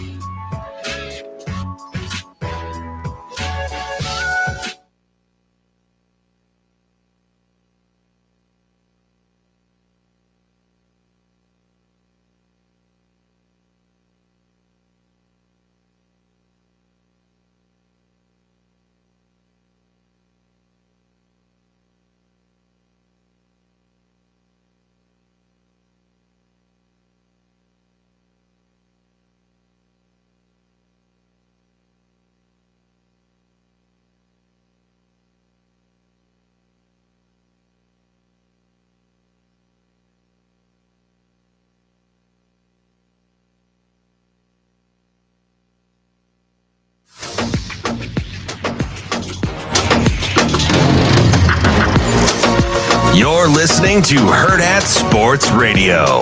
Tag's ready to go. There it is again, and that's a fly ball out to center. It's sailing, and back to the wall. This thing is going to get over the batter's eye. So back-to-back breaking balls, another jack for Jack, his 33rd of the year, and just like that, Caglione's impact has stunned this Clemson crowd. Swinging a line drive, base hit into left field. Here comes Guy. He's going to score. That'll tie the game. Right behind him, sliding in his shell nut. Omaha for the Gators. We are back here on Hurrdat Sports Radio, AM 590, ESPN Omaha, ESPN Tri-Cities. We're live on Twitter, Facebook, YouTube. That's DB. I'm Ravi Lulla on the Pillar Exterior stage. We are joined now by Nick De La Torre of Gators Online. Nick, how are you this morning? Doing well. Thanks for having me on, guys. I appreciate you. Nick, how I assume you've landed in Omaha already? How's it going so far? It's not bad. We're getting used to it, covering this Florida team. So it almost feels like the summer home for me. I drove over last night and looking forward to watching some baseball today. Let me guess, you went with the whiskey filet. Whiskey ribeye. smart. Hey, well, I'm I'm not a whiskey guy, but I am team ribeye, I am a ribeye Nick. guy, So yeah. good on you for at least picking the proper cut of meat. Does beef taste different here, Nick? I don't know. I don't know if it does. It was a delicious steak here. We've got some good steakhouses in Florida, but I mean, I like the Drover. It's interesting because the owners, their son plays football at Florida. So I got to talk to Miss Lizzie last night after our dinner, and Hey, she's a hoot, isn't she? Yeah, we talked about her son, and she started asking us why he isn't playing more, and I was like, "Listen, I just cover the team. I'm not in charge of the snaps." That's all I needed to say about that. Get on the horn to Billy Napier. Let's see what's going on. Well, he's just hoping to keep his job, right? I mean, he's got to pretty much be on the hot seat, not to go off football because he's not playing the kid from Omaha. That's what his problem is. Nick, if I had told you, I don't know, let's say a month ago that Florida would be playing in Omaha this week, what would you have told me? What sport? Yeah, it's interesting. I go to a lot of ball practices, and I'll go and take my football work over to baseball. And I thought, man, it's hard to replace BT Riopel, Josh Rivera, Wyatt Langford, Hurston Waldrip, Brandon Spur. Hard to replace those guys. I was like, man, they might have done it. These guys are really good. And then we lost to St. John's on opening night. And at the time, we didn't know that St. John's was going to go to a regional and be a good team. But for one reason or another, Florida just couldn't withstand or build momentum and hold it. And they won games 2 through 6. They went on a 5-game winning streak, and then didn't win more than 2 in a row the rest of the year. And anytime they got a little bit of momentum, they would lose it. So it's kind of been a frustrating year because when I watch them in the fall, I think, man, these guys are good. And then they just make you look like a liar the whole year after you told people, told listeners that, hey, this is going to be a good team. It's been interesting to watch them down the stretch here because you're kind of seeing what we saw in the fall. Now they have a ton of injuries. Their starting right fielder broke his wrist the second to last weekend. His replacement tore his ACL 4 days later. The Gatorade National Player of the Year, a pitcher, Christian Rodriguez, it had elbow surgery before the season started. So it's funny that Florida's making this run now after even more injuries late in the year. So how much of this, and we talk about their offensive prowess, right? I mean, the ability to leave the ballpark, and while they swing and miss a ton, they can collect extra bags in a hurry. How much of this has to do with the late health and development of a young pitching staff? They've been able to go deep. The regional took some efforts and some arms, as did the super. How much of it is about quietly the pitching staff rounding into some depth? Yeah, a lot of it. There's Florida, I think in this transfer portal age, there's a lot of 23, 24-year-old guys on rosters. In Florida, 11 of their 18 pitchers were true freshmen. And then you lost a bunch of them. So Florida relied heavily on, that's kind of what Kevin O'Sullivan does. He has some of the best high school recruiting classes, and you end up, being a little bit younger than guys. It's taken some time for a guy like Liam Peterson, who's going to start against Texas A&M, to round into form. And it's taking a long time for guys like Luke McNeely, who's a freshman, Frank Menendez, who's a freshman, and then Fisher Jameson, I think, has probably been the story, the guy that we don't talk about enough. He only had 21 outings between his freshman and sophomore year, and now he leads the team in appearances as a junior. And he's been phenomenal for Florida here down the stretch out of the bullpen. We're talking about not to mention Brandon Neely, who threw 272 pitches over his last 4 outings.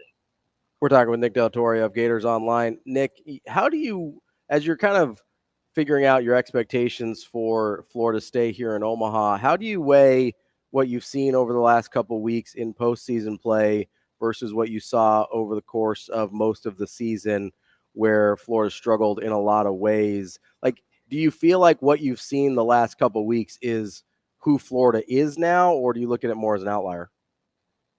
It's who Florida can be. It's taking some hero performances, Brandon Neely, Fisher Jameson, some guys who you thought could play to a certain level, but just didn't during the year, are now starting to play towards that. Maybe progressing towards the mean because they were underperforming, in my opinion. But Florida can be frustrating. I was doing radio on the way up to Clemson, and I told them Florida is as likely to have a 7-run inning as they are to give up a 7-run inning. And then that first game, they scored 7 in the 5th against Clemson. So the baseball gods must have been listening to me on the drive up to Clemson. But that's just kind of the way it's been. And because of injuries, the bullpen's not as deep as they typically are. So you need guys to, one, have good starts. If Florida gets 3 innings from Liam Peterson tomorrow against Texas A&M, they're going to be in a lot of trouble bullpen-wise the rest of the week. So they need to get good starts, but you're also getting some great performances from guys who struggled this year early on. So what is it about Sully's personality? Because and we usually get him, a handful of 3 or 4 weeks of the year. We'll get when he's here and either in the regionals or on his way to the Super, where he's very, very intense. He's very straightforward. He's very direct. But you mentioned he does do a really, really good job with high school guys in terms of his recruiting and development. What are we missing about his personality that we don't hear in interviews that you think he doesn't get enough credit for? I think the biggest thing is he puts guys in the majors, and that's very attractive. I think if you look at his track record, there's a lot of big leaguers that played for Kevin O'Sullivan. They do a really good job of protecting arms, which is funny because I just talked about Brandon Neely throwing so much. But Brady Singer, for instance, was a 2nd-round guy picked by the Blue Jays in the 2nd round. And he said, I'm just going to go to Florida. And it's probably better chartering planes around the SEC than it is taking buses through Indianapolis and Alabama, taking buses and playing 6 days a week. And you come to a school like Florida and you're going to travel much nicer. So I think it's just winning. He is an intense coach. And I know he'll get into it with guys, and some guys may not enjoy playing for him at the time, but when you look back on it, he's a coach that gets the best out of you. And I think that's really what drives people to Florida is you see his track record. You hear him talk, and it's like, listen, I might not like what he says while I'm there, but it's really just going to get me better. And it comes from a place of wanting to help guys develop. That's Nick Della Torre from Gators Online. Nick, we appreciate your time and hope you enjoy your stay here in Omaha. Always do. Thanks, guys. Have a good one. Thanks, Nick. That's Nick Della Torre from Gators Online. And I need to remind you about our friends over at Team Jack Foundation. TeamJackFoundation.org is where you can find all the information that you need to get involved, whether it's volunteering, finding their events, donating directly on the page, or you just want to learn more about all the good work they're doing to find better treatments and one day a cure for childhood brain cancer. TeamJackFoundation.org is where you can do all of those things. That's DB. I'm Ravi Lulla. We will be back with more Hurrdat Sports Radio coming up next.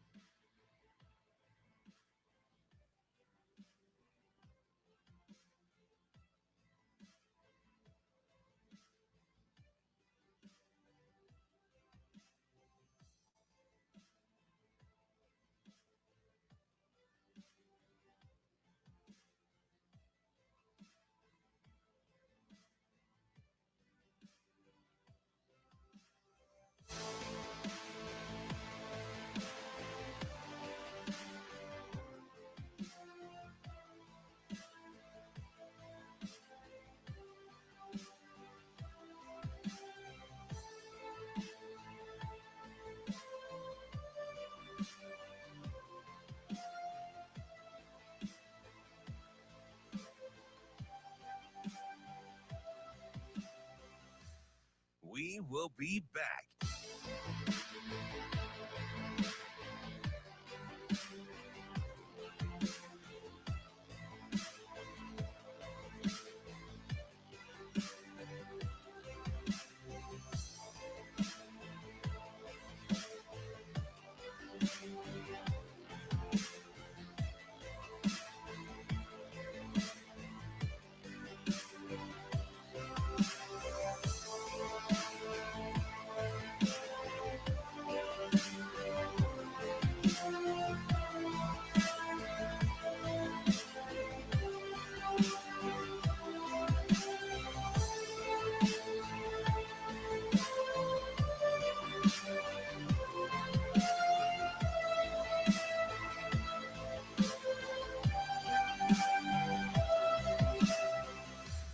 We will be back.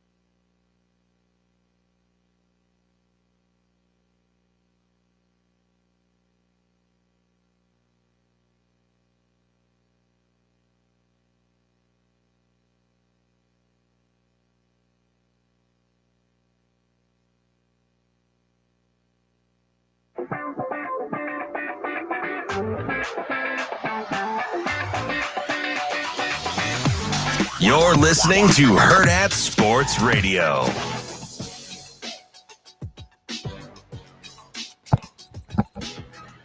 We are back here on Hurrdat Sports Radio, AM 590, ESPN Omaha, ESPN Tri-Cities. We're live on Twitter, Facebook, YouTube. That's DB. I'm Ravi Lulla here on the Pillar Exterior stage. Appreciate Nick Torre for joining us to preview, even though it's Florida, I guess we still can talk about Florida baseball. We saw it play out against Nebraska. I'm not a personal fan, of Florida for a variety of reasons, but, it's all right. It's all right. Well, you do enjoy the state school. We got equal opportunity. So and for some reason, they outspend you, even though you are the state school. Well, as a revenue generator. I'm not saying it's a terribly well-run university, as we've seen. They're working on it. They're trying to get up to speed.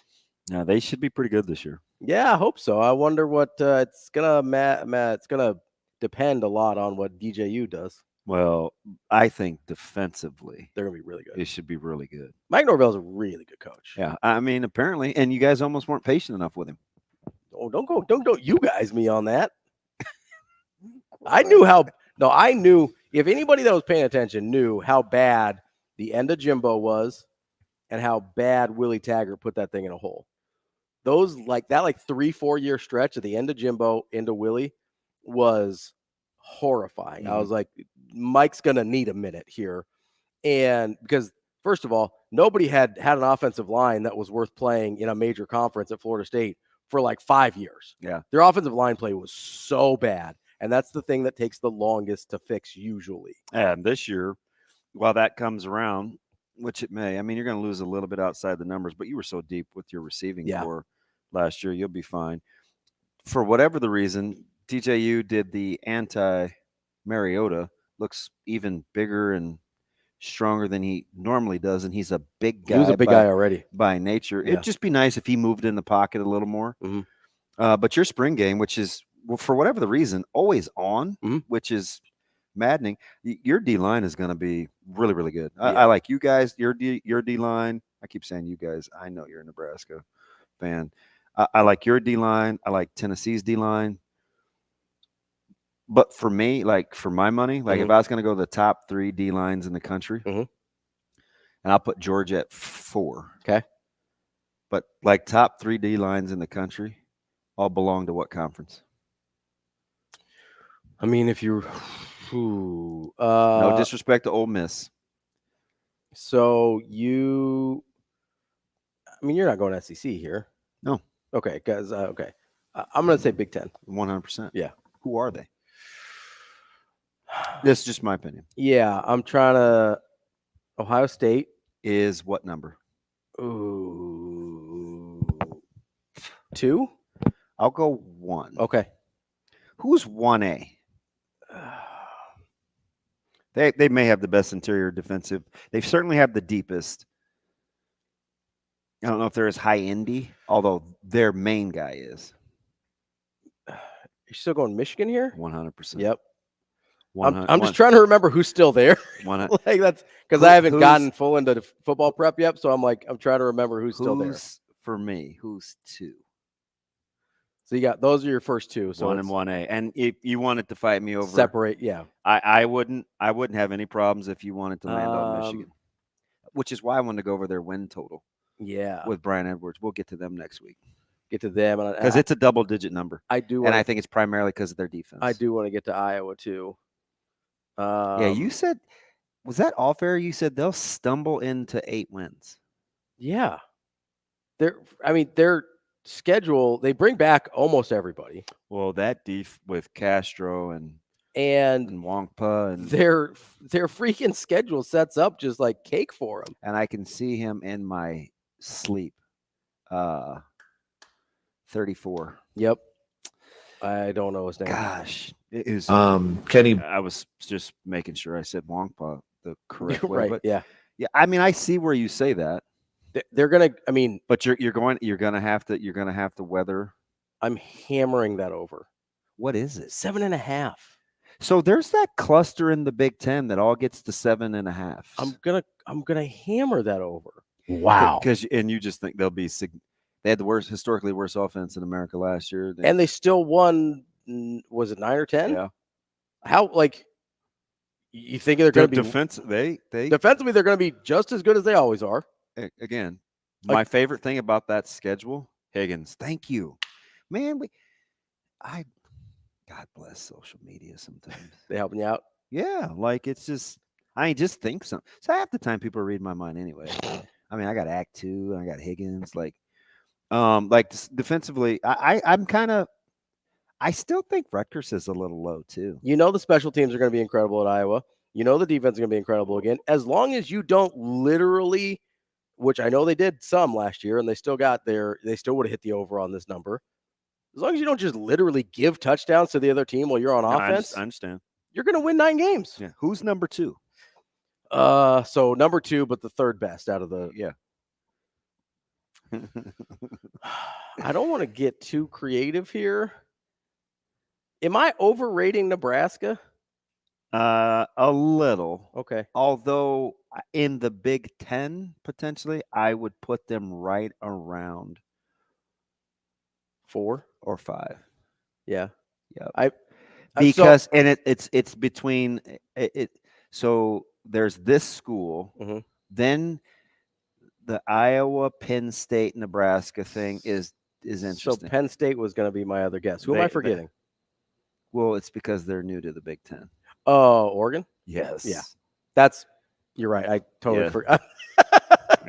Their D-line. It's going to take me a minute to remember Oregon is in the Big Ten. Their D-line will be sensational. Yeah. So I wouldn't. I maybe arm wrestle, but I wouldn't fight over Michigan versus Ohio State. Yeah. Yeah. But Mason Graham, and I said this last year, and they lost Jenkins and I get it, but I said my guys in Ann Arbor were telling me this D line was 8 deep. This year they're 6 deep. So it depends on if you like the highest of the high end, or if you like depth. Or the depth. And you could convince me that even the highest of the highest end is comparable. I just don't know if Michigan will have the high end pass rusher. Yeah, like the twitchy edge guy, like Ohio State will boast. But Oregon will be really, really good. Yeah. But I wouldn't. The Nebraska, Penn State, Iowa. So I was gonna say my guess was gonna be Penn State, but again, I forgot that Oregon is in the Big Ten. which I'm going to do like a million times over the course of the next 2 years, probably. But listen, if Nebraska can get if Princewell and if Princewell and Cam, and if you're counting the Jacks, if Princewell and Cam, do what I think they're going to do, continue to develop, it's a really, really good front. Yeah, Nebraska's not far out of that group. It's a really good front if those guys take the next step. And I think we also got to be able to have these conversations. I just hate how locally, because we're so insecure, we're afraid to speak with any sort of conviction. Yeah, we're afraid to say that they're good. But we do it with other teams all the time. Yeah. Right? It's how I used to feel. I'm like, I brag on these other people's kids all the time at the high school level, and I don't ever say anything about my own. Yeah. Like, that's kind of how I feel like we are about 100%. Like, that D-line is – I don't know if this is I don't know if it's a hot take or not. My prediction for the D-line this year is that Nash is going to be really disruptive. Yeah, that's not a hot take. Like, really, I just don't hear anybody talking about it. It's not a hot take. I mean, you could make the case he's their most complete right now. It's not. I would, in no disrespect to Ty Robinson, I take Nash over Ty. But I would probably take Nash, especially a little bit leaner. I think he's gonna. So the thing that I've said, and this he's before, so stinking mean spirited. The thing that I noticed with Nash, what you have to be if you're a wrestler, you have to have a little bit of crazy in you to wrestle. But you listen to him, and he's so gracious, and good natured. But the thing with Nash for me was, I felt like, especially at the end of the year, he was like a half step away from making a ton more plays. I know, and if he's playing at 305, 310 instead of 335, I feel like he's going to have that half step. I just remember early on last year, and I looked at Sharpie. We'd go to break or whatever, and I'd say, "How about Nash playing at 45s? Like, that's my, just being able to play at angles." It's like he looks different, doesn't he? He's and I would be whispering that like somebody could hear me in the booth, but I mean, and he would just, it's just like his. I think Nash could be really disruptive this year. He's going to be extremely explosive. Yeah. And he's not going to lose any of the strength, because I know they're not going to let him when he lost that weight. I know they didn't let him get any weaker. And you hopefully he can command a double, especially when Nebraska gets in kind of like that little underfront look. Anyone can command a double, then it's all bets are off. Yeah. And it's off to the races. Another guy that I kind of like, that I'm hoping he makes incremental steps. It's more his fitness than his upside. Is like, if you can get a guy like MJ Sherman, because I know Butler's going to be a stud. Yeah, Jamari, and then the guy that I am, if Cam, we keep forgetting about Riley too. No, not forgetting, but like he doesn't always get mentioned the same. So Schaefer sent me that my super after Nation left, and I knew that would poke a hole in everybody's Super Six. I had Schaefer send me the Super Six list, and you have to buy me a little time while I find it. Well, while you find it, I got to remind you, you got a little time, but not a ton of time. I got it. Okay. So my Super Six from that year, I got to scroll all the way down to my name. Gosh bless it. Hustle, DB. Hustle. Well, we call it a tease. Do your thing, and then we'll come back, because I want to get to this. It's interesting. A reminder for you to get to HuskerFanTravel.com to get your packages for the Nebraska at USC game in November.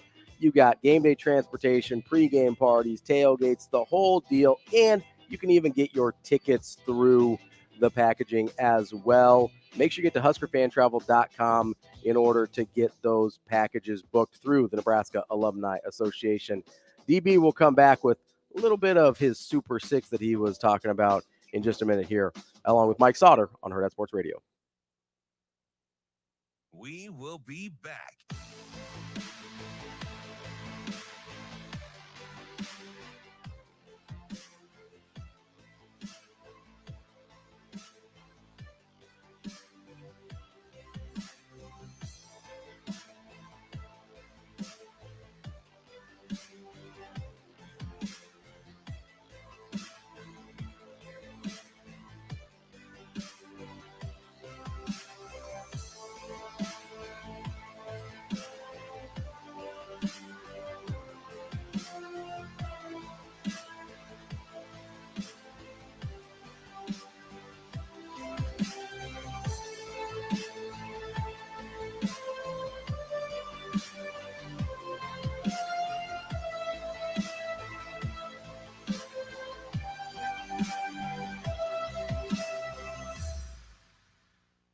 will be back.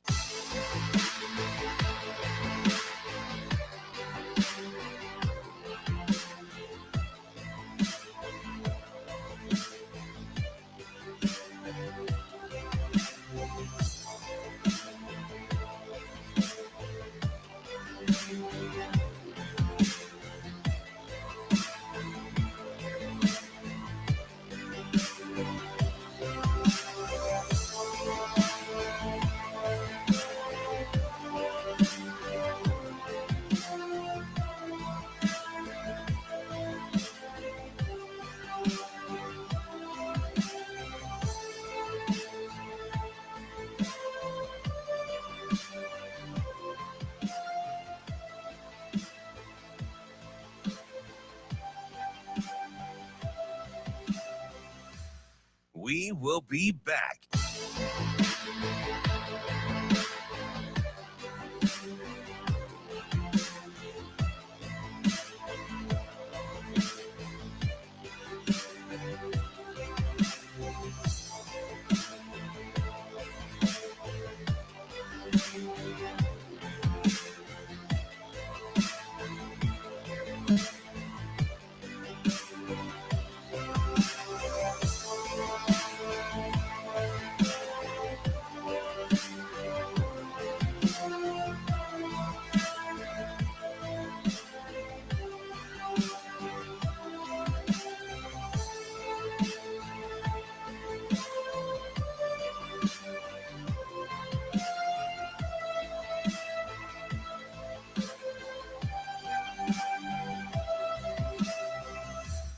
We will be back.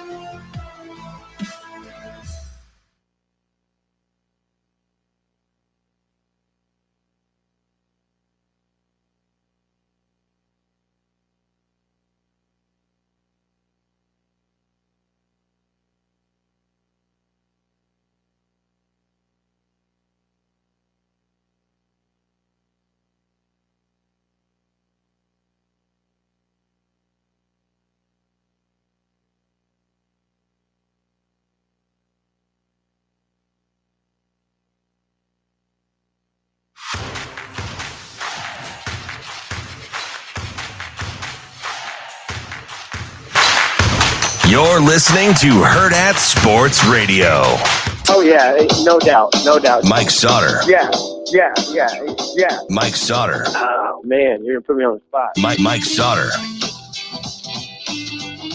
Kicking off hour number 3 here on Hurrdat Sports Radio, AM 590, ESPN Omaha, ESPN Tri-Cities, KFOR in Lincoln. That's DBM Ravi Lulla here on the Pillar Exterior stage. We are joined now over the phone, not in person today because he's on the road, by one Mike Sautter of Hurrdat Sports. What's up, Mike? Just driving, like I was driving golf balls yesterday. Is JP still asleep? No, he just woke up when the phone rang. He was JP, you got to be a better co-pilot than that, my guy. Come on. I'm never truly all the way out. I was just kind of letting him sit there with his thoughts. Hey. Nah, he was knocked out like Mike Tyson punching me in the face. Listen, so JP, the funniest thing he said was, it was like, whatever. He's like, yeah, we left at 6:30. That's about 17 hours earlier than he's used to getting up. Dude, I was like, that puts him at 7:30 at night. Yeah, I'm just getting started. Dude, I picked him up at 6:30, and he probably was only sleeping for about 2 hours. Oh, tops. Before I picked him up. Tops. He maybe just took a little 20-minute cat nap. I don't know. The Suns didn't have any news break last night. Yeah, he's kind of like you though. He's got a little bit of that insomniac, whether his game's on or not. Dude, mine's due to stress. I don't know what his is due to.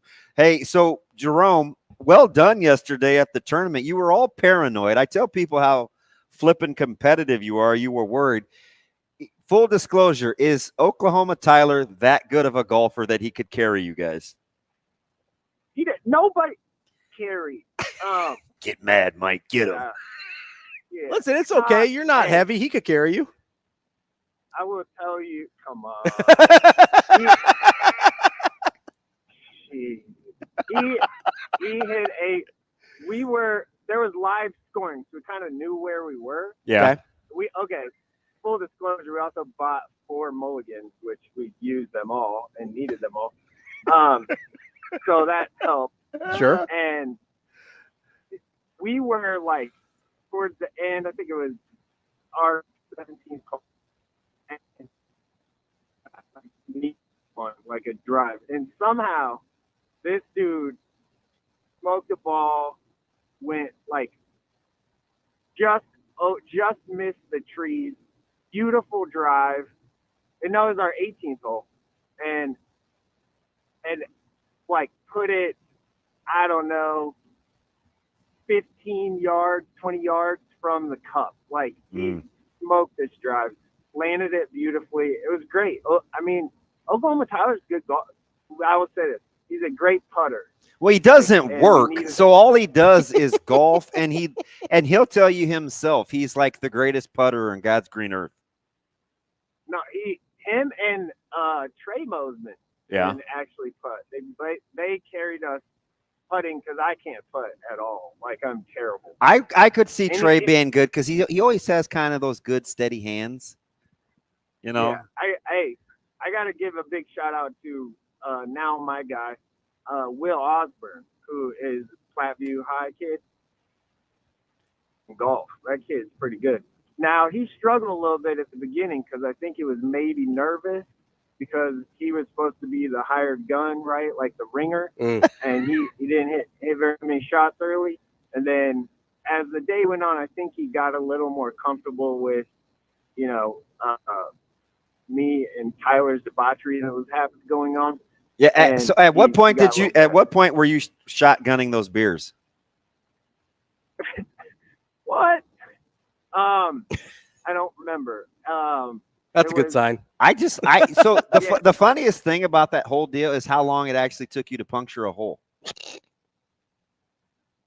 Okay. What happened was somebody unnamed, not Oklahoma Tyler Mosman, the other one, threw a thing of ice on top in the cooler and it punctured it. And I'm like, okay, well, it's already got a little hole in it. So somebody's got to do this. So I guess it's me. So arm twisting. Who's gonna do it? Oh, I guess I will. He's like, who's gonna shotgun this beer as he grabs it? Yeah, challenges are kind of my thing, right? Like, you challenge me to do something, I probably will give it a whirl. And so it was kind of one of those things. But yeah, golf was good yesterday. I'm not really sore at all. I thought it was going to be sore. And I played golf like I normally play golf, which is very long off the tee and can drive a golf ball. And inside of 100 yards, it might take me about 8 strokes to get it in the cup. So, that didn't change. I haven't played golf in 2 years. I felt pretty good about it. Turns out Mike can actually win when he has some decent teammates. Wow. Well, Jacob, you've been carrying him forever with this whole preps coverage thing, so you ought to feel pretty good about that. No, I think that was a shot at our kickball team, which I don't appreciate, JP. Yeah, I think that was, the whole, okay, my quad is still a little bit sore, and that was a week ago from the kickball, but I was running out there. You and Forrest. Him and Forrest. I was running. Hey, we were going back. We're talking about Nebraska's D-line because I want to get to the tournament coming up next week and some other things. But we were going back and low-key revisiting Super 6 after Nation's departure. Do you remember? I'm just going to give you your Super 6. You went Jeff Sims, Billy Kemp, Prince Well, Van Poppel. 1. That's going to be another good one. Cam Linhart. It's going to be another good one. 6 was Alvano. We're wait and see. We're wait and see. And your sleeper was Sledge. That's significantly better than a lot of other people's this year. Tough start on the first 2. Although I thought Billy Kemp was fine. He didn't have a lot of help. Yeah, he was fine. I don't think Billy Kemp is a miss. The only miss there is Sims, which was almost everybody. And I got to looking at this after Nation. I'm gonna be the bad guy that for 2 years in a row didn't have any of the most highly touted local high school guys on my Super 6. I didn't have Malachi Coleman on mine, and I didn't have Carter Nelson. You didn't even have your own kid on yours. He was my sleeper. Was he? Yeah, that's fine. All right. So in that year, I hit on 4.5. Yeah, that's not bad. That's really good. That's pretty good. I don't know. Sometimes I'm good at my job. I don't know. Hey. Speaking of which, with the unfortunate passing of Yano Jones this week, did that change in his funeral arrangements that are going to be at Love Church? Did that change? Does that change the way you're going to do your tournament, or are you kind of locked because of the other team's schedules? Yeah, I talked the other day on Wednesday when the funeral times came. I got a call from Steve Warren at Warren Academy, and he said, "Hey, like this, I know that's today's tournament, and all of that." And I went back and forth with him, talked to Papio South administrators and different things, and really tried to think of or come up with a way to move it around or do the best we can. And there really isn't a lot I can do to change the schedule, because it's not like passing league, right, where you can just move. Nope, I get it. We have 10 referees. We have people flying in from Houston to help run the event. Like, there's just a lot of moving parts. We have teams from Central Cities coming in. Columbus Lakeview's playing in it. Like, we have teams from kind of not the metro that we have to try and do the best for too, right? Yeah. So we I think at the end of the day, we said the visitation is Thursday night, and if people want to pay their respects, they can go to the visitation on Thursday night. Right. There just can't really move stuff around. And frankly, we don't know what the schedule on Friday will be when teams play until they play on Thursday. So, for example, for Papio South specifically, we will do the best we can to move things for them. So, their team and all that can attend. We just can't do that for everybody. Yeah. Because, it just is what it is. I love when we get to see the thoughtful, good side of Mike Sautter. It's actually in there. Hey, this is years in a row that I've, had this tournament. I kind of move. I'm decent at adjusting and accommodating sometimes. Yeah. Oklahoma Tyler said 175 pounds got pretty heavy, but he fought through it like dragging you home. It was no problem carrying you through 18. Hey, man. I'm just saying. They did kind of, when we arrived at the golf course, I said to them, if we use one of my shots today, I'll be happy. And we used more than one. So, yes. Calling it a W. Putting, I didn't make one putt all day. Well, you don't have to with him. He is a fantastic putter. He had that little deal down in his office in the basement, and that dude would just carry around a putter and just hit balls into random things. He has really good touch. He's good at bags and stuff like that. That doesn't surprise me. I wanted him to teach me how to read a green once, but he gave me the eye roll like he didn't have all year. So I stopped asking about it, but whatever. He doesn't seem like a terribly patient man. No, he's not a teacher. He is not. He's a figure it out guy. Yeah. He's got the patience of my 5-year-old. Oh, yeah. Not a lot. Trust me, I know. Ain't no babysitting going on. Sautter, are there any more details about the tournament next week you need to get out there that people need to know? Yeah, hopefully the schedule is done and posted on the app. We use the Zorts app for that. I haven't looked today, obviously, but I hope the schedule is done.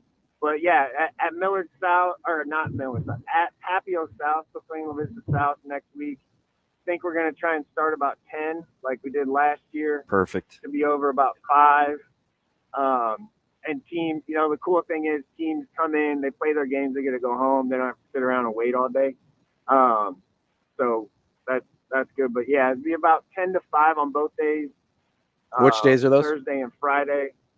Thursday and Friday next week. So it's 7-on-7 tournament, scholastic 7-on-7 tournament. So it's just high school teams.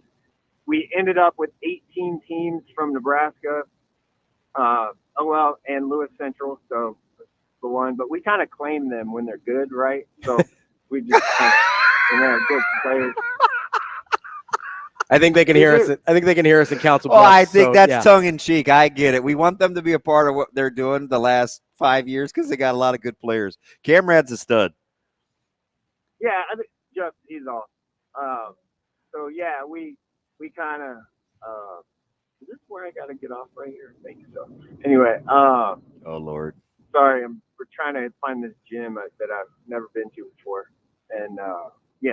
But no, it's the 7-on-7 tournament next week is great. It is what it is, right? It's 7-on-7, no linemen, no pads. So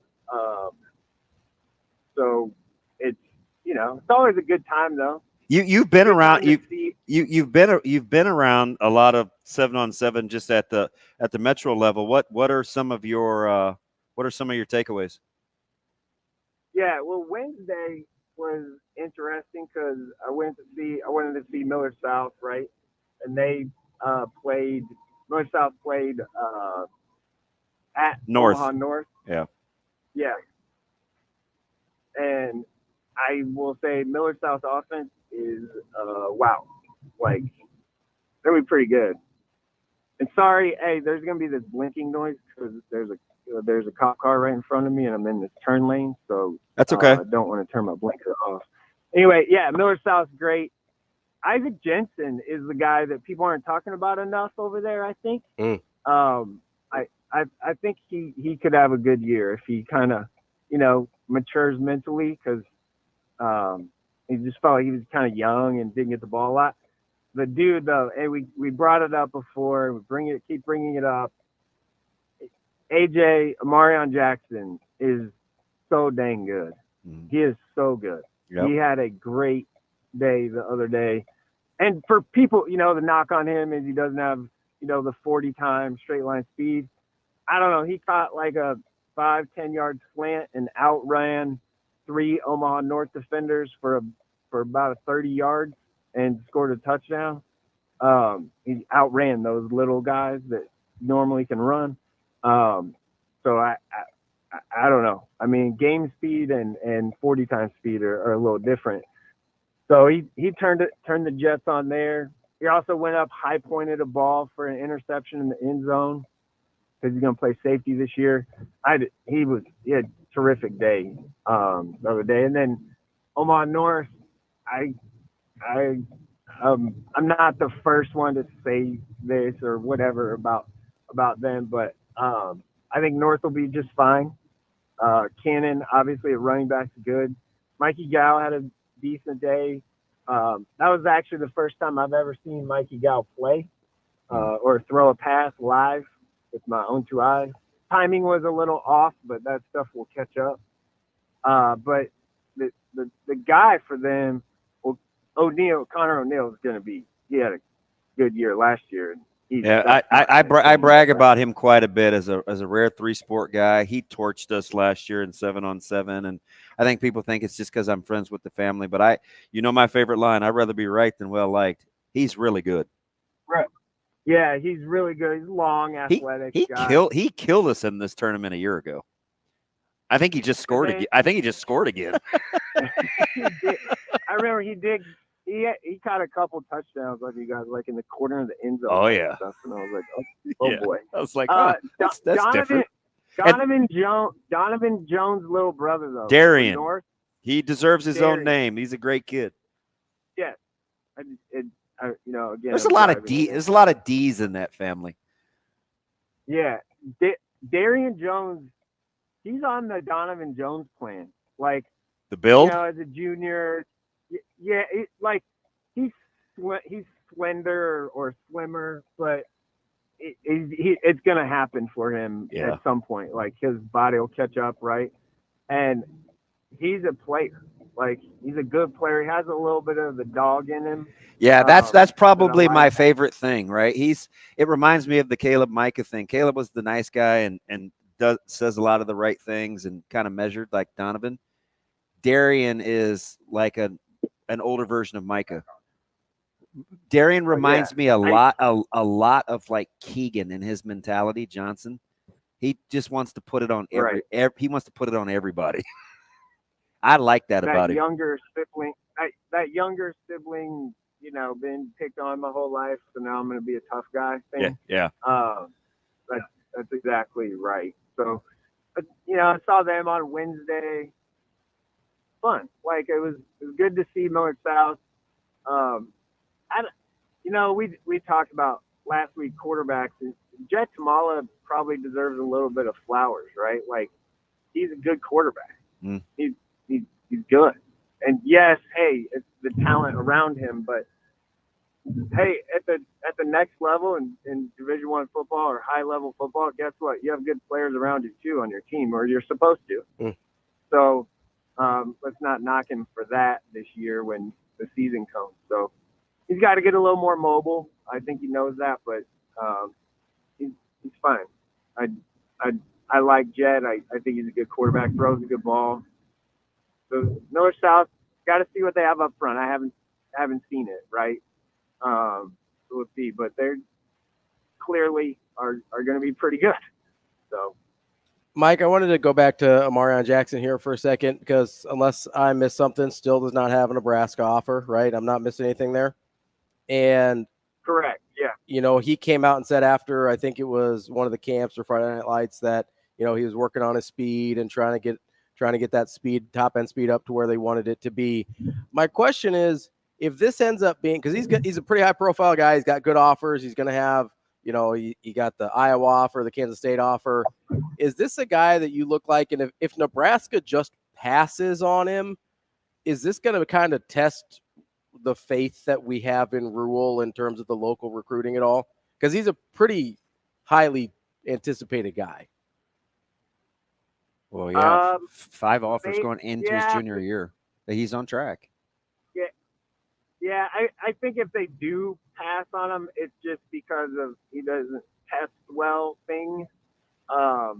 Because hey, Damon, you know this, and everybody knows this more than me. You cut out there, Mike. We lose him. Like you cut out there for a second, bud. Go ahead. I said Rule and his and things, and it kind of is what it is, and times they want people to hit and all those sort of things. And if they do pass on them, that would probably be the reason why. But I don't know. I do know this. Like LeVar Woods is a pretty dang good recruiter, one of the best in the country.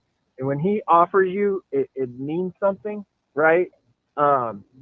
So, I think that guy knows what he's doing a little bit. Well, that's kind of the interesting thing with Jackson, right, is 2 of the offers that he got in Iowa and Kansas State, they're super choosy about who they send offers out to. So I think that makes him particularly interesting in that class. Yeah, we'll see. I mean, we'll see. He's just not going to go down there and do the dog and pony show. Like, it's not what he's going to do. And frankly, I feel like he doesn't have to. So I actually can respect that too. Like, if guys I'm okay with that. That's because that's probably how I would be, even if it was my alma mater or not. Like, if I'm betting on me, I'm just betting on me. Mm-hmm. Like that. There'll be a couple of guys like that, right? I think Christian CJ is going to be like that. I think they're going to run into that a little more, and I think they'll just put it to the test. Like, there won't be any panic, right? They're going to stick to their guns and see what happens. Yeah, they'll be like, does Christian Jones really need to go to camp? No, like, he doesn't need to. He shouldn't need to do all that. Now, some kids, most kids probably should camp and test and do all that and get the offer that they want or whatnot. But I do think they'll be. You're right. There's people that you just don't need to do it, and I do think that AJ is one of those people because you just put the tape on is all you need to see, really. Let me ask you something real quick. With all these string of tight ends, those frames coming out, and you mentioned Anderson, who's the closest that you could be seeing that you could? And I know you play it close to the vest, so I'll be curious to get your answer. But who's the closest you could see to being a Brauninger type of the last handful of guys these past couple years? Oh man! Because I mean, you got to think toughness. Like, who's the closest do you think to being a Brauninger type? Ooh, that's hard because he was so good, and he's pretty underappreciated though. Didn't know if he could make the transition, and he was amazing. Yeah, I don't. And he can run, and he's big like that. I don't know. It's tough, but he has a couple years to get there. Could you see Chase being like that? Maybe, yeah. I mean, he had a good day the other day. He's not as tall, but no, if he's maybe Chase could be that. Interesting. Just curious. That's Mike Sautter. He will be in Kansas City this weekend for an AAU event. Make sure you check out his Twitter as well as NEB Preps for all that good stuff as well. And, Jacob Badil is with him too. If he's, well, hopefully he'll be awake for the tournament more than he was for the car ride. Who's gonna actually have accurate stats? He needs Jacob. Oh yeah, Jacob will definitely have the accurate stats. Sautter, we appreciate it. We'll talk to you again soon. All right. Yeah. Be safe, fellas. More Hurrdat Sports Radio coming up next.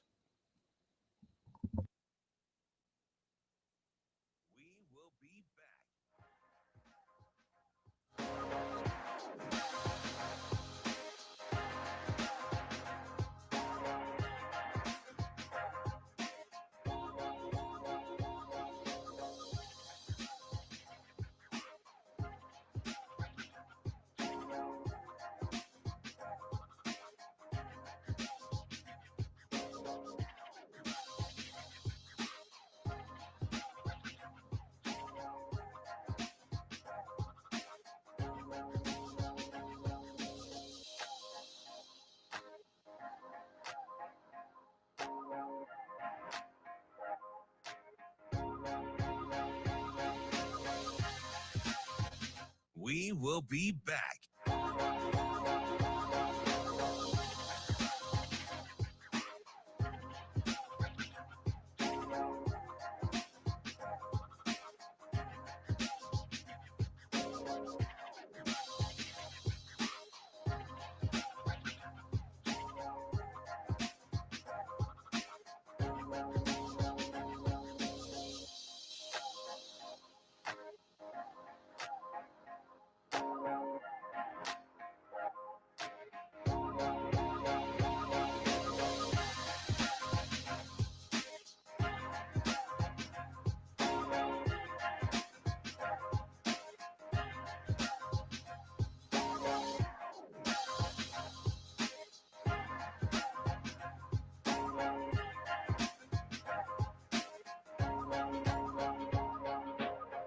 We will be back.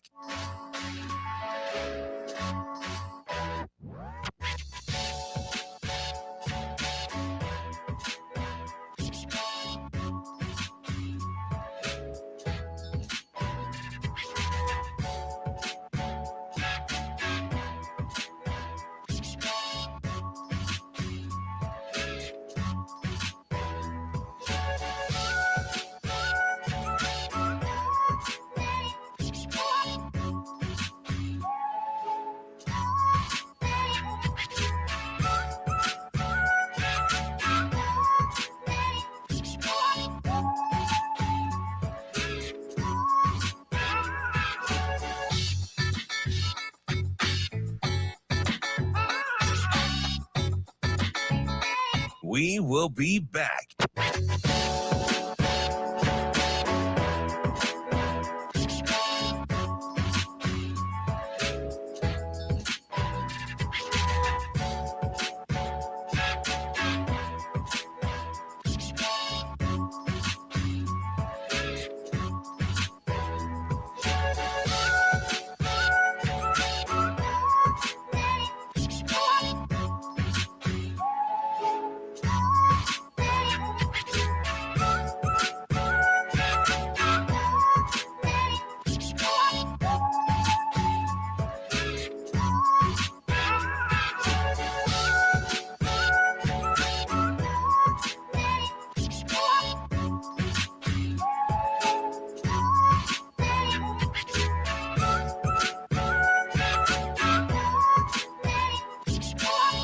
We will be back.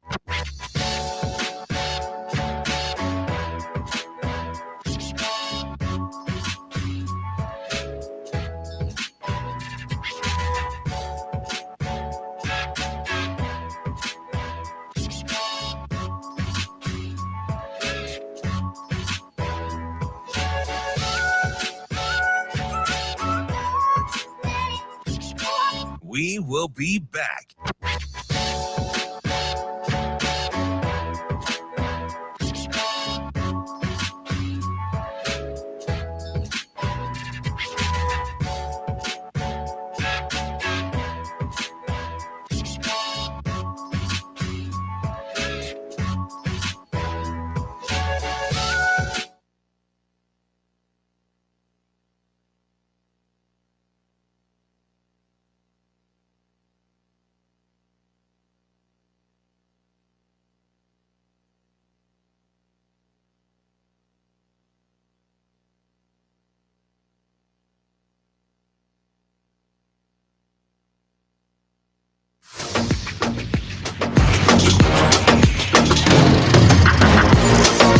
You're listening to Hurrdat Sports Radio.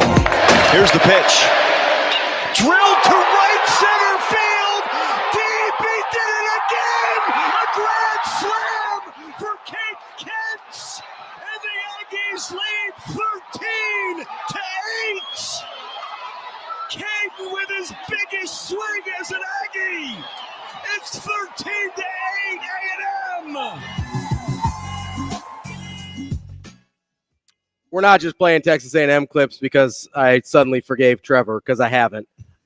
Still Trevor, huh? That's DB. I'm Ravi. Lulla. You're listening to Hurrdat Sports Radio, AM 590, ESPN Omaha, ESPN Tri-Cities, KFOR in Lincoln.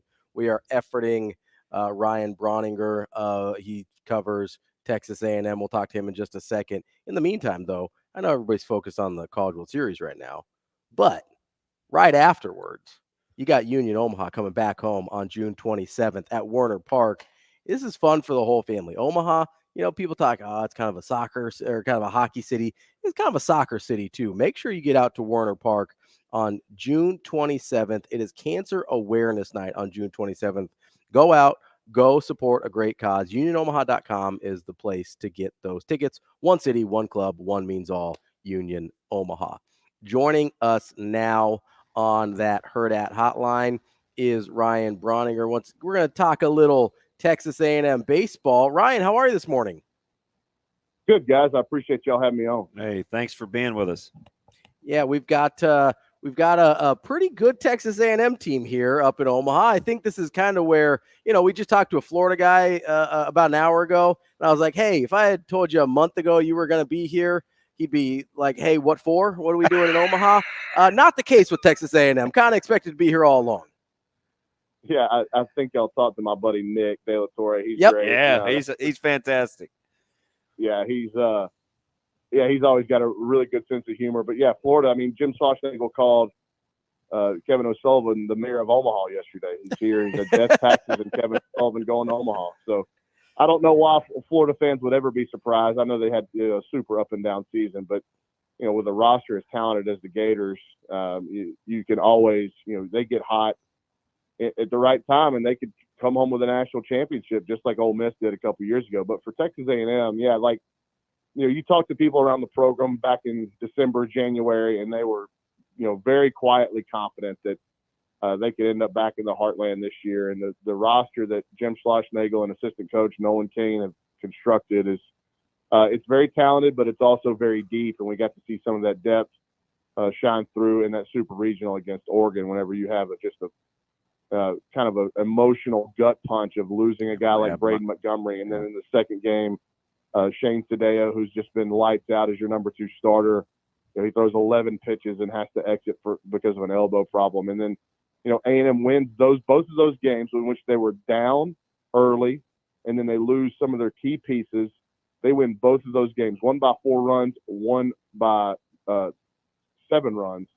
And it just speaks to just the overall quality and depth of the roster, I think. Yeah, it's incredible. I want to speak to something you just said, and because with the depth, you guys didn't really know much about Montgomery's availability until right before, in August. So clearly you have depth because guys are ready to go. But you talked about the emotional piece when you pit it against depth. Do we undersell or underappreciate their ability to rally just in the moment? Because you watch a cast come on, and I mean, lots of things happening. Baseball is already a game of managing emotions and failures anyway, right? Were you surprised at how quickly you guys hit the light switch mentally, not so much the physical component of seeing how long that injury took to move on from real time being at home plate? Yeah, it didn't surprise me because I've gotten to know these kids and been around the program so much, but I do think that their camaraderie, their mental fortitude, their backbone, their mettle, I think that was something that a lot of the fan base may have taken away as like the highlight of last weekend. And I think it was the highlight in some national analysts as well, because whenever A&M was, running at full steam and people would go to the ballpark and you were just in awe of the overall talent of the roster, specifically the lineup. And, I think that was the story of this A&M team for most of the season was just the massive amount of talent that they were putting on the field. And then, so under the radar and like kind of under the cloche is this really tight-knit group of kids that will fight for each other. And, look, I was in the ballpark when Braden goes down and Shane goes down, and it's like, yeah, man, like there's an emotional gut punch from that is inevitable. You like to think that you can just say, hey, all right, it's over with. We got to start playing the next pitch. But it does take you a little bit to bounce back. But again, like I said, they won those games 10-6 and then 15, I believe it was 15-9 in the end over Oregon. And that's like, it's incredible to watch the first few innings of both of those contests. And then knowing the outcomes, you're like, how did we get from that end of the spectrum to them celebrating on the field in Omaha to go to Omaha after 2 games? I told this, my emotions the very next morning, because I think that was a Sunday. I said Monday morning, watching Moore struggle against you guys and the bubbles just go crazy. And he was on like at that time, like 38th pitch. I think he ended up throwing 44 for the inning with the hit batsman, the walks. You guys get it to 8-8. How close or how quickly do you think we could replicate some of the, and I get it, that's a miserable place to play with the environment. Can Texas A&M fans bring that energy to Omaha? Because you could just feel the intensity. I almost felt bad for Moore. I was like, oh my gosh, just get him out. Just get him out. Like this environment is eating him up. His cheeks were flush. But I mean, how do you think he'll travel, or what are you expecting for this weekend? Well, I thought 2 years ago when the A&M got here, the crowd was good. It wasn't as big in number as some of the other SEC clubs. Agree. But I think it was because there wasn't a lot of expectation for that 2022 A&M team that ended up being in the Final Four, which is was the deepest run in school history. But now with what Jim Schlossnagle has got up and running, like I can tell you guys this on our message boards, like our baseball traffic is doing like 5-6x what it used to in terms of numbers and interactions and things like that. So, and we've seen the fan base really show up this season at Bluebell Park. The crowds have always been good, but this year, I would have to put it in a top 5 collegiate atmosphere right now, based off what I've seen this year. Like, and you guys are right. Like, it came through the TV screen what it was doing to the Oregon pitching staff, but. And so because of all that, I think that this fan base entered the season with Omaha expectations. So I do think we're going to see a much greater number of Aggies at Charles Schwab Field this week, and I know they'll do their best to try to recreate that atmosphere that we saw at Bluebell Park, and obviously a much more spacious ground, much more spacious stadium, a lot more seats to fill. But I think they're going to show up, and I think they're going to be rowdy. How creative can you get with getting? I know you can't do the bubble machines and bubble makers here with the clear bag policy, man. But I mean, how creative you think your fan base will get with blowing bubbles? You gotta go old school, get the wands out. I don't know. Yeah, you never underestimate the fervor of the 12th man and some Aggie ingenuity. But we'll see. Like again. I would highly encourage you guys, and because y'all are in Nebraska and this part of the world is college baseball crazy because of the College World Series, and I really like the program that Nebraska's got up and running under Will Bolt and Rob Childress, and those are a couple of former A&M guys that I have immense respect for. And I saw some of those crowds in the Big Ten tournament, and that looked just awesome. But I would encourage you guys, if you're college baseball enthusiasts, like. You got to get down to all those ballparks in the SEC, but A&M specifically, like it's so unique, and just like with everything else at A&M, like it's based on tradition, and everything in the ballpark kind of has its own quirk, and the fan sections have different chants or routines for different hitters. It's just the whole experience is very unique. So I would encourage you guys, if you got some free time in the spring, to head down to College Station and see a game for your own, because no matter what A&M does here in terms of the fan base, it's going to be hard to recreate what Bluebell Park is. And, maybe if they get to a championship series and more Aggies start showing up, we could sort of replicate it, but it's still like Bluebell Park, they've gotten probably 9,000 people in there this year. I know what the attendance numbers have said, but there's been some games where they've gotten about 9,000 in there. And it feels like they are just suffocating the opponents. And that's exactly what you guys saw last weekend in that Super Regional. That's Ryan Brauninger. He's from Tex Ags. Make sure you go check out his work if you want to know more about the Aggies. Ryan, we appreciate the time and hope you enjoy your stay here in Omaha. Thanks, Ryan.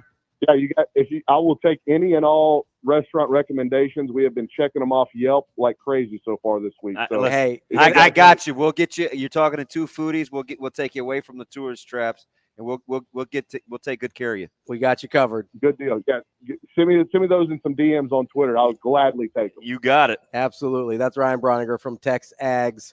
I felt some kind of way when he brought up Rob Childress. I was a big Rob Childress guy, but I appreciate that there's still a respect there. He had a pretty good run at A&M before he ended up coming back here in Nebraska. Matt Vrzal coming up next to wrap up the week.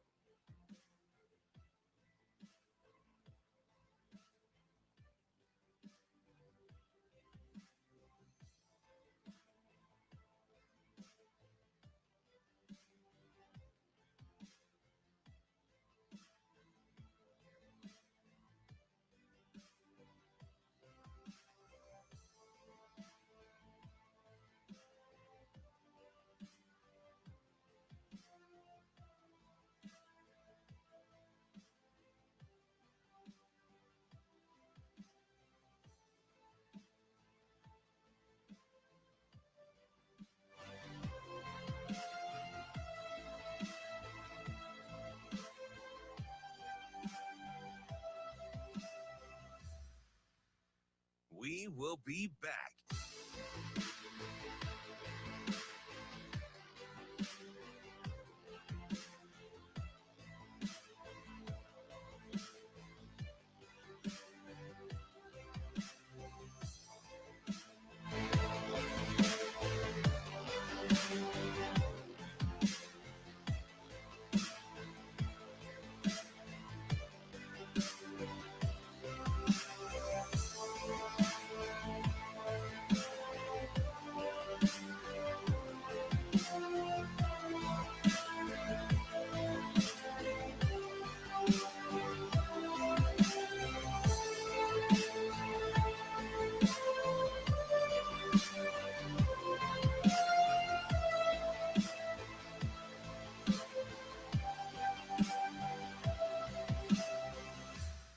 We will be back.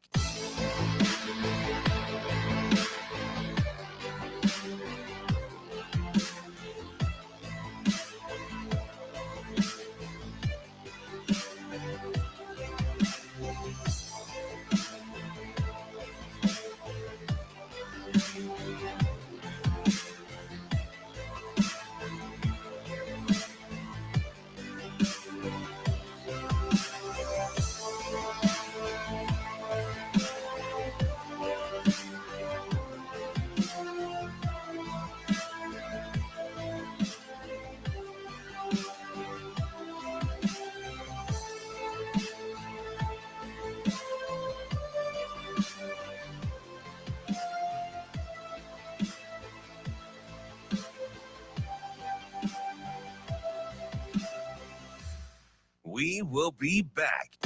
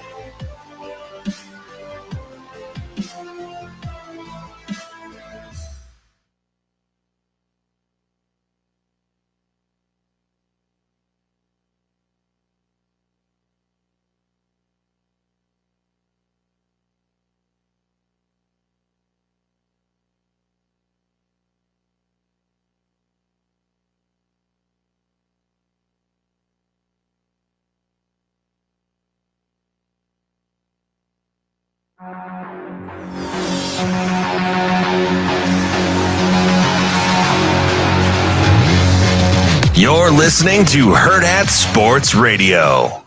Now let's find out what Matt Vrzal is better at, telling stories or making pizza. Matt. Matt's an exceptional young man. Matt Vrzal. Happy birthday, Matt. You know, Matt, he's a tremendous athlete. Matt Vrzal. Come on, Matt, I'm with you. You know, like Matt Vrzal, you're one of the sexiest people in the world, but you're not one of the most beautiful. How does that happen? Here is Matt Vrzal. All right, Matt, thank you very much. Wrapping up the show here on a Friday, wrapping up the week as well, as we always do on AM 590, ESPN Omaha, ESPN Tri-Cities, and KFOR in Lincoln on Hurrdat Sports Radio with our guy, Matt Vrzal, former Husker and owner of Paisans Pizzeria. Verz, what's going on? Not much, boys. How we doing? I'm good. How about you? Hanging in there? Are you on the move? I am at Ace Hardware. Oh, okay. Ooh. My rocket Scientologists like to lose valuable pieces to machines that we need to operate. So now I'm trying to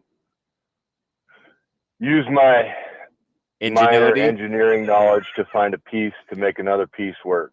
So, hey, quiet as kept though. That is one of the low key little hidden gems. There's one right down the street from me on like 80th, next to like Hallett Auto Body.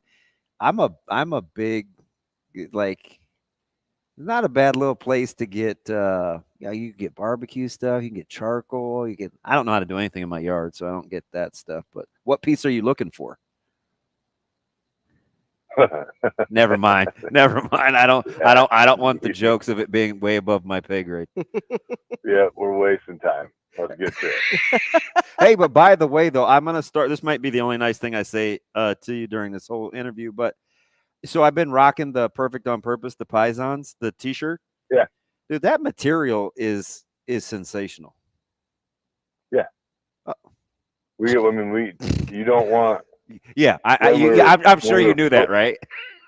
When we were first open, our T-shirt quality wasn't quite as high, and then you know, like how marathon runners, when they run, they got to put Band-Aids over their nipples. Like those shirts, once you get in the summer and it gets hot and starts sweating. There's some chafing going on there. Oh, they get heavy. So that's our always. I was like, I don't care. You could print it diagonally upside down as long as the shirt's comfortable. We're good. Matt Vrzal here for cover-ups. Yeah. Listen, that was the miserable. worst. That was the worst part about those like old school basketball jerseys. They get real heavy when you'd sweat, and oof, you have some problems. You gotta wear an undershirt over there. That and the basketball. Well, I know deep down you're a hoops fan. Nope, nothing. I thought you said you liked the WNBA. That's still hoops.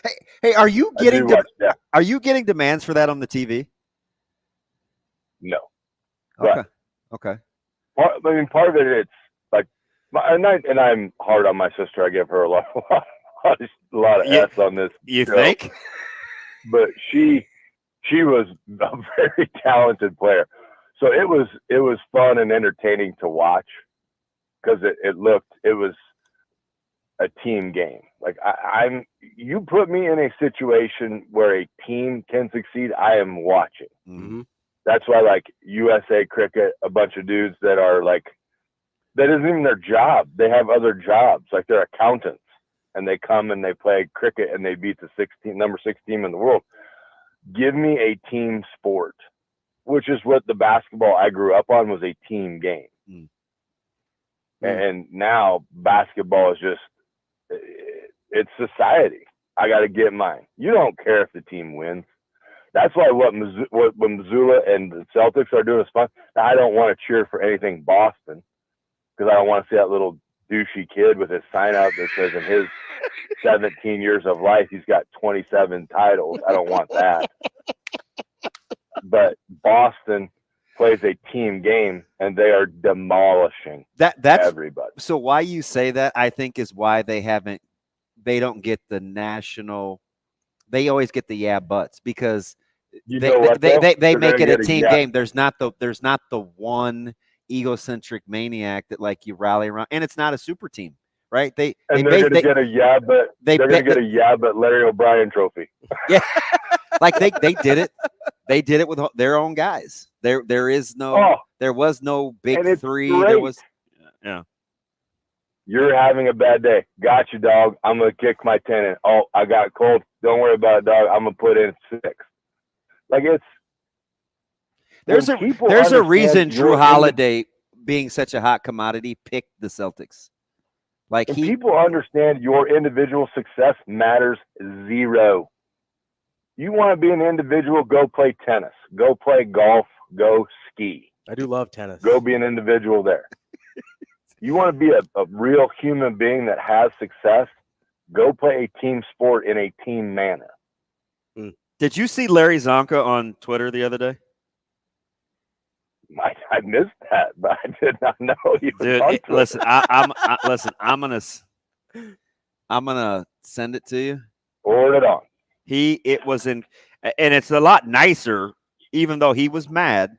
It was a lot nicer than the tweet that you sent me, but he basically went off on the question about history and the 17-0 Dolphins and like laid into the whole team success, not making it about one guy in the NFL kind of thing. Yeah. I was like, oh my gosh, it's why our world is an S show. We all want to do things individually. We can't do things individually. Life is a team game. What do you always used to say when it takes a village? Yeah. It does. Yeah. But now when your neighbor doesn't want your kid to be successful because that means their kid isn't going to be as successful, they don't care about your kid. That's an interesting analogy. Yeah, I get it. Back in the day, you acted crazy on West 15th in Grand Island. The neighbor was going to get a shot at you. Yeah. Like, oh, you want to throw rocks at cars? Come here. Now it's I can't go to your school because we play the same position. Don't you talk to my kid? Okay. Then get your kid out of my neighborhood. Like, that's like the breaking down of the neighborhood where everybody was just there to have a good time.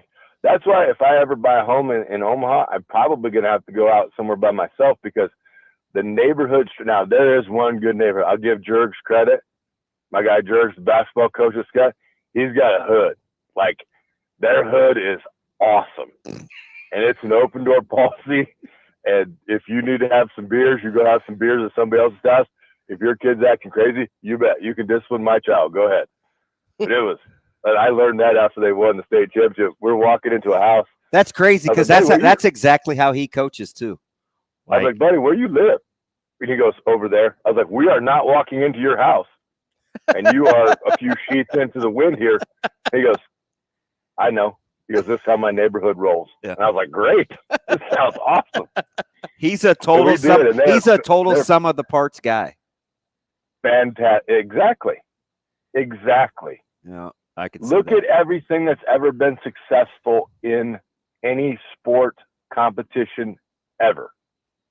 Michael Jordan didn't win until he realized he needed Scotty, and he needed Pippen, or it's not Pippen, sorry, and he needed Kerr, and he needed Paxson, and he doesn't want to admit it, but he needed Bill Cartwright and Luke Longley and all those guys. Ravi, same as Golden State Warriors. Everybody got a piece. Barnes, Steve Kerr took it from the Bulls to the Warriors and said, "This is how you have to do it. Do it that way." Hey, let me ask football. You. Go ahead. Go do football. You have a great quarterback in Tom Brady, and an alpha competitor of all alpha competitors, but was beaten down every day because you will learn this is a team game, and he knew it. He didn't need to be beaten down. He was a team guy. But look how many parts and pieces they were able to rotate in. And we heard the Patriot way. You do it the Patriot way. And then the minute they didn't do it the Patriot way, look how quickly it all unraveled. Do you think you kind of you kind of hinted at this, but the root cause of some of these things are kind of believing this fallacy that, hey, just because somebody else succeeds means I can't. So you start rooting for other people to fail. My name's not in the paper. Your team won. But my name's not there. You shouldn't be here then. Get out. Look at, I'll give Hollywood High their credit. Immensely talented group of kids that play for each other. Yeah. Not hard. Is your buddy's success more important than yours? Mm-hmm. I don't appreciate that. I don't appreciate the Hollywood High thing, but you know it's what it is, and DJ calls it that. So don't act like it ain't. Hey, what are you? So I thought you were talking about. I can't wait to see what all your Millard South coworkers say about their team this year, considering they had all those arrows that they wanted to sling. This is going to be hilarious. Great, you're going to see how that coaching staff operates, because the coaching staff is the same way. Coaching staffs are the same way, and that's what people miss. I don't coach offensive line to have you come say to me, man, your offensive line is good. I coach offensive line for my buddies to say, man, Ryan Terwilliger, Matt Turman, Chris Dishman, Damon Benning are hella coaches. I just coach position. And my boys listen. If it's right, the boys executed everything that they were taught. If it's wrong, I didn't coach them well enough. By the way, I still got to bring them I still got to bring them some Westguide gear, because they got to at least rock the T-shirt for a day. They do. Okay. That will be your deciding factor that you will learn about that Millard South staff. You've gone and acquired talent, which is completely legal in the state of Nebraska. You've harvested it from all over the state. Now can you build a team? Can you get them to play for each other? Or did you sell them, hey, come here, you're going to be a star. Your name's going to be in On 3 and in the World Herald, and you're going to be on the internet. And we're going to shoot these little cute videos of you. What did you sell them? Did you sell them playing on a team and winning as a team? Or did you sell them you're going to get yours? Mm-hmm. And that's the great part about the season, is it will show up and we will see. And that's the great part about Matt Vrzal right there. Verz, we appreciate it as always. Thanks, Verz. See you, boys. See you. Have a good day. Love you.